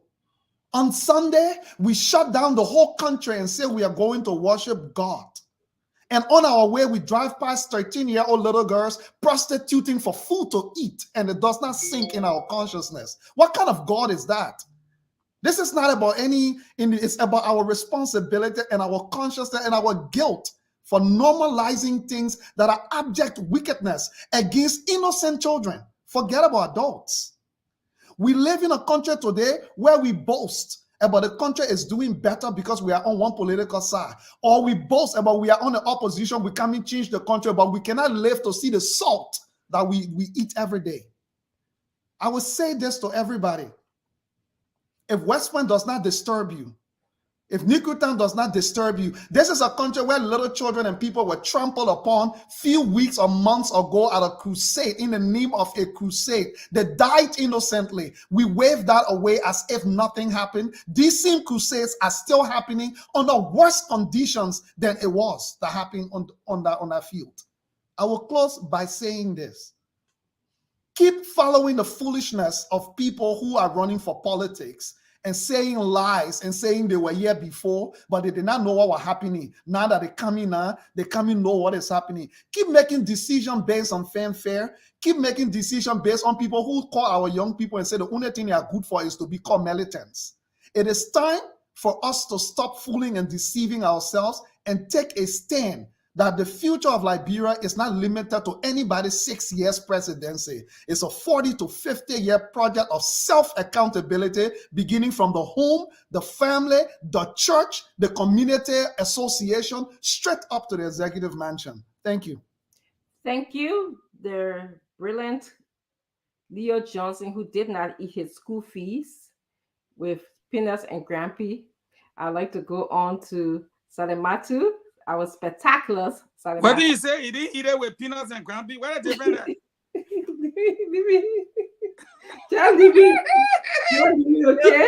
You're not going to do it. Not do it. Dr. Martin Luther King speech. I'll tell you. You're not going to get to me. Yes, spectacular Salimatu. Yeah, Grampy, I won't call Grampy in our country. Peanuts, I want American book called Peanuts here. You want to say Grampy and Farion? No, they don't sell Farina at my lunchtime at school. They didn't sell Farina. They just sell Grampy. How about donut? They sell donut. They sold donut. They sold donut and Kalankue, but they didn't sell curry there. The soft kue or the hard one? Leave me alone. Like you can't all the time. Go ahead, it's spectacular, Salimatu. Oh, no, man, Leo, man. I can't do a whole Dr. Martin Luther King speech. I'm ready to stand up and clap for him, living. I tell you how you follow that act, right? As I'm telling you, but I think, yeah, you know, he said everything about how we select our leaders moving forward. But you know, I'm always disturbed when I hear people trying to marginalize a group of people in Liberia based on their own personal prejudice or their fear of I don't know what, but their discrimination, their prejudice that they have. You know, I mentioned earlier when Councillor Nouvelle said the Fula people, and he kind of placed the Fula people in the non-Liberian category. And I want Liberians to understand something. There is a difference between tribe, ethnicity, and nationality. And sometimes some of the people who discriminate against another group of people based on their ethnicity or their tribe are the same people who are complaining about the so-called Conga people discrimination against their tribe, which is very sad to me. And we're talking about corruption and, you know, the fact that Liberians don't even have the basic necessity in Liberia. One of the root causes of our problems on all sides is because of discrimination and being prejudiced, our own bias that we use. The Fula people, Fulani is an ethnicity. I mean, the people have me going to go look like, am I missing something here? The Fula people, there's an ethnicity. What they have been fighting for was to be recognized as one of the founding tribes in Liberia. That's what they've been fighting for. But your ethnicity does not remove the fact that you can be a citizen or a nationality of a country or not. It's like saying the man that come from Kenya that speaks Swahili, when he come to Liberia, he can naturalize as a Liberian because he does not fall into one of our 16 recognized tribes. That's what you telling people. Our constitution only said that you can be citizen if you're born on the soil, if you naturalize, right? Am I wrong? Somebody correct me. That is two things.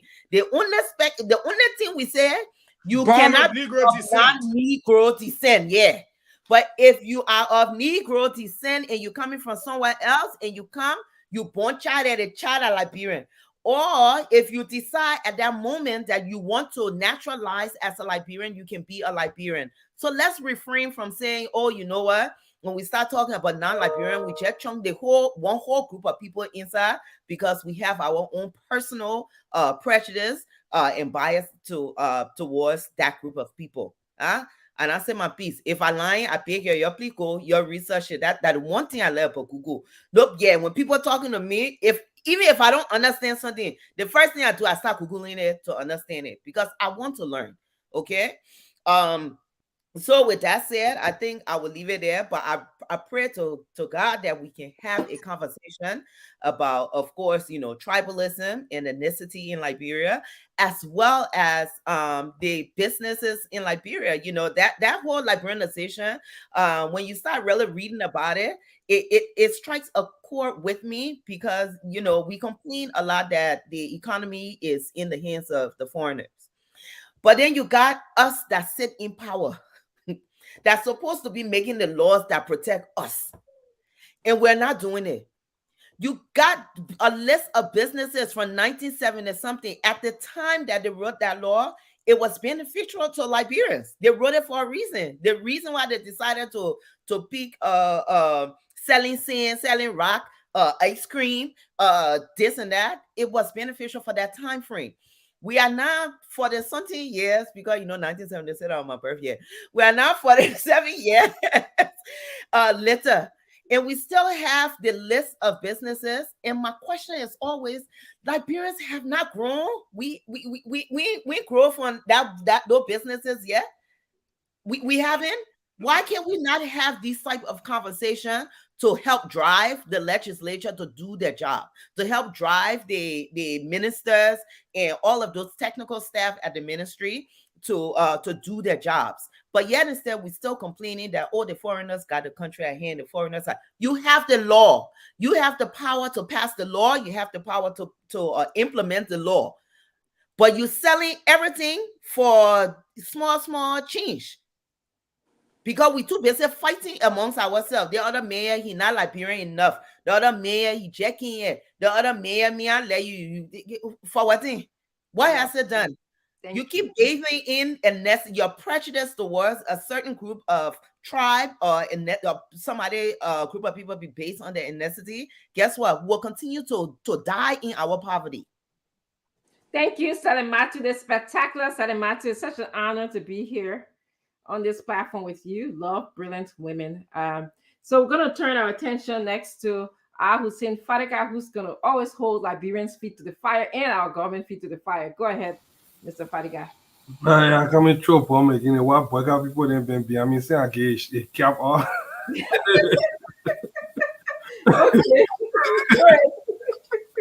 What are you looking for? I get a cap on my pay, man. Some people are intolerant, but I think I'm immune to the Facebook insult and things. I think people just tell me about it. Country. But there's so many things on my mind. One of the things I wanted to talk about, and I don't think we should leave, but because of time, I will hold a lot of stuff, and that is that 50 billion UAE stuff. I think we have finally found the real reason behind that. There is more to that story, and I pray that we'll delve into it more. Liberians need to be mindful with this administration. These guys went to China and they said they were going to do a mineral swap. They came from China and they had this big hype that there will be a mineral swap, just what they did with Eto and Ibomaf, that even if they go to the devil, they would rather go to the devil and get loan, and it doesn't matter. They have to develop the country. And with such exuberance, they keep lying to the people. They keep making up these stories and thinking that we are just all a bunch of stupid people who won't catch up to it. And it's sad. It is sad that we have a bunch of con artists in government that's supposed to protect our constitution, keep violating it and abusing it and thinking that we are stupid. Honestly, October 10 is a decision-making time for Liberians. It's a time to reflect on not just taking the easy path, not just doing the thing that is easy to do, but taking a hard reflection on that country and finding the right person, even if you don't believe that that person will win. We always look for who can win, who got the power, who got the vote. It's more about vote. There are certain things that we do know about individuals which should already, common sense, disqualify them from being your president. We always know, but the chances that you have in October is change versus chance. If you want to give new group of people, old group of people, opportunity to do what they did to you before, you have to change. If you want to give Joe a chance to do what you're doing, you have to change. The decision is yours. That's the first thing you need to look at. Who can bring about that change that we desperately seek? What kind of Liberia we envision for ourselves and our children? Is it one that will have a better economy? Is it one that will attract foreign direct investment? Is it one that our children will have access to better education? Is it one that will have free public transportation? The chancellor will say this Banga will be the new capital will have the street pay for gold. Is it one that will have those things are possible with a population of 4.5 million people? Everything is possible. The reason those things are not happening is because we have a group of people that are greedy, selfish, and do not have the country in mind. So when you go into the polls in October, have those things in mind. That is why on my mind. That is my closing. Thank you, Mr. Al-Hussein Fadika. I'm now going to say my closing thoughts, and then Fire and Gun gonna take us home. Mr. Fagon's gonna take us home. You know, did you say Fire and Guns? Yeah, that's how you call it. Say Fire and Gun. Are you just hearing that, Leo? I'm just trying to make sure I process it properly. Go ahead. I'll get the cash next time for processing, okay? So I just want to tell you, Liberians, thank you for joining us here today at Spoon Your Network. It's always a pleasure to come here and be in your ears, in your home, every day, with the exception of Sunday. Today, you learn about CPP petitioning the court. They are speaking for your constitutional rights to register in a district where you know of, not just register just because the government is offering a registration center and processing. Today, you also heard from Anthony Rufus D. Newell, who stated here that he is willing to work hard to sack Representative Gray for corruption, disorderly conduct, and repeated lies. We are also inviting Representative Gray to come to the show to debunk anything he thought that Mr. Anthony Newell didn't say that was true about him. We are bringing the news to you now. It's your responsibility to process it, register to vote, and then vote for a better Liberia, our beloved Liberia. I also want to make these announcements to you. Tomorrow we'll have females developer. Okay, you know, when women put their mind to anything, they can get it done. We are developing Liberia. So the females are going to tell you how they are doing it so younger females can follow, and also men in our country can follow. We make up almost 50%, depending on what numbers you're looking at, of our country, and they have a powerful role to play in the change process that is happening in our country. We're also going to have Fubi Henrys. We heard this issue about trucking. He's going to come and elaborate on that. And then lastly, I'm excited to tell you that on April 3rd, we're going to have the counselor, Pearl Brown Bull, is going to be here. So please mark your calendar for all of these shows that are coming up. We're going to continue to bring fascinating conversations to you. Honorable Fagon, please take us home. Thank you, and let me say thank you to the Liberian people. Before I go to the closing, let me warn the government that Liberians are getting smart. If you look on tomorrow's front page Africa, I'm not going to go to where Jefferson Koji is pretty much looking for an extended voters registration, but I will come to the government's attempt to continue to cover up for the mess that they came to face here in the United States. Front page Africa is reporting.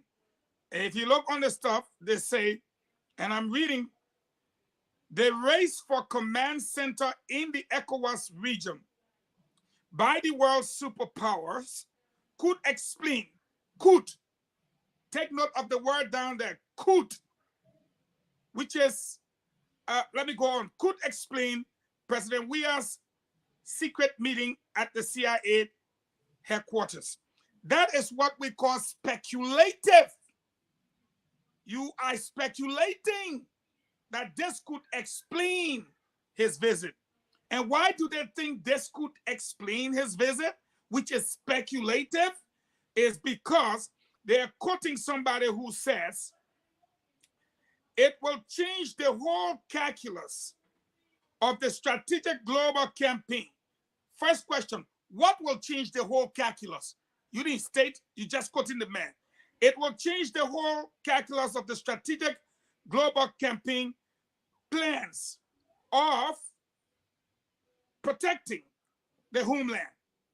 If they, in parentheses, the Chinese, build any capacity on the West Coast, geostrategically, will put them at advantage. Right now, we can't let them have a base on the West Coast because we are changing the dynamics. What down there states clearly anything in that quote about the CIA headquarters moving to Liberia? If the Liberian people begin to chastise Front Page Africa, they should not get mad. You are speculating that this could be the reason why this man came here. But in your quote of a U.S. Army General, Michael Langley, commander of the U.S. Africa Command, it mentioned nothing about the CIA headquarters moving to Africa. This kind of journalism and this kind of journalism is not healthy for our people. The same thing happened with the 50 billion that Tua again is running with to the papers, but cannot afford to put it on the Executive Mansion website. By the way, guys, I put it in the discussion room. You can open it with your fingers if you like. The 50 billion was pledged last year, June, and he ran with it. And Front Page and other newspapers did not do due diligence. It was pledged globally. It is not for Liberia. And even the Blue Carbon Company is a company. So again, Front Page was wrong. It was not an MOU with the UAE as Front Page Africa carried. It was an MOU with a company. And it is not an agreement as alluded to by Leo. It is just a memorandum of understanding. And so I think it's time Front Page Africa step up. Rodney Sear is away. He's in the States. We're attending his book ceremony. But whoever is in Monrovia, you are damaging the reputation of this paper. This paper should be our #1 paper, or it is. And so for you to be carrying unscrupulous headlines and meant to kind of tie our people to ignorance is in itself ignorant. And here we are now, you are quoting a general that has nothing to do with CIA headquarters. You are speculating that the visit could be about this, and then you put up a flashy headline to confuse our people. I want to say to Liberian people, you know me, I don't play. This president was summoned to Langley. We had a situation of $100 million drug bust in our capital at our port.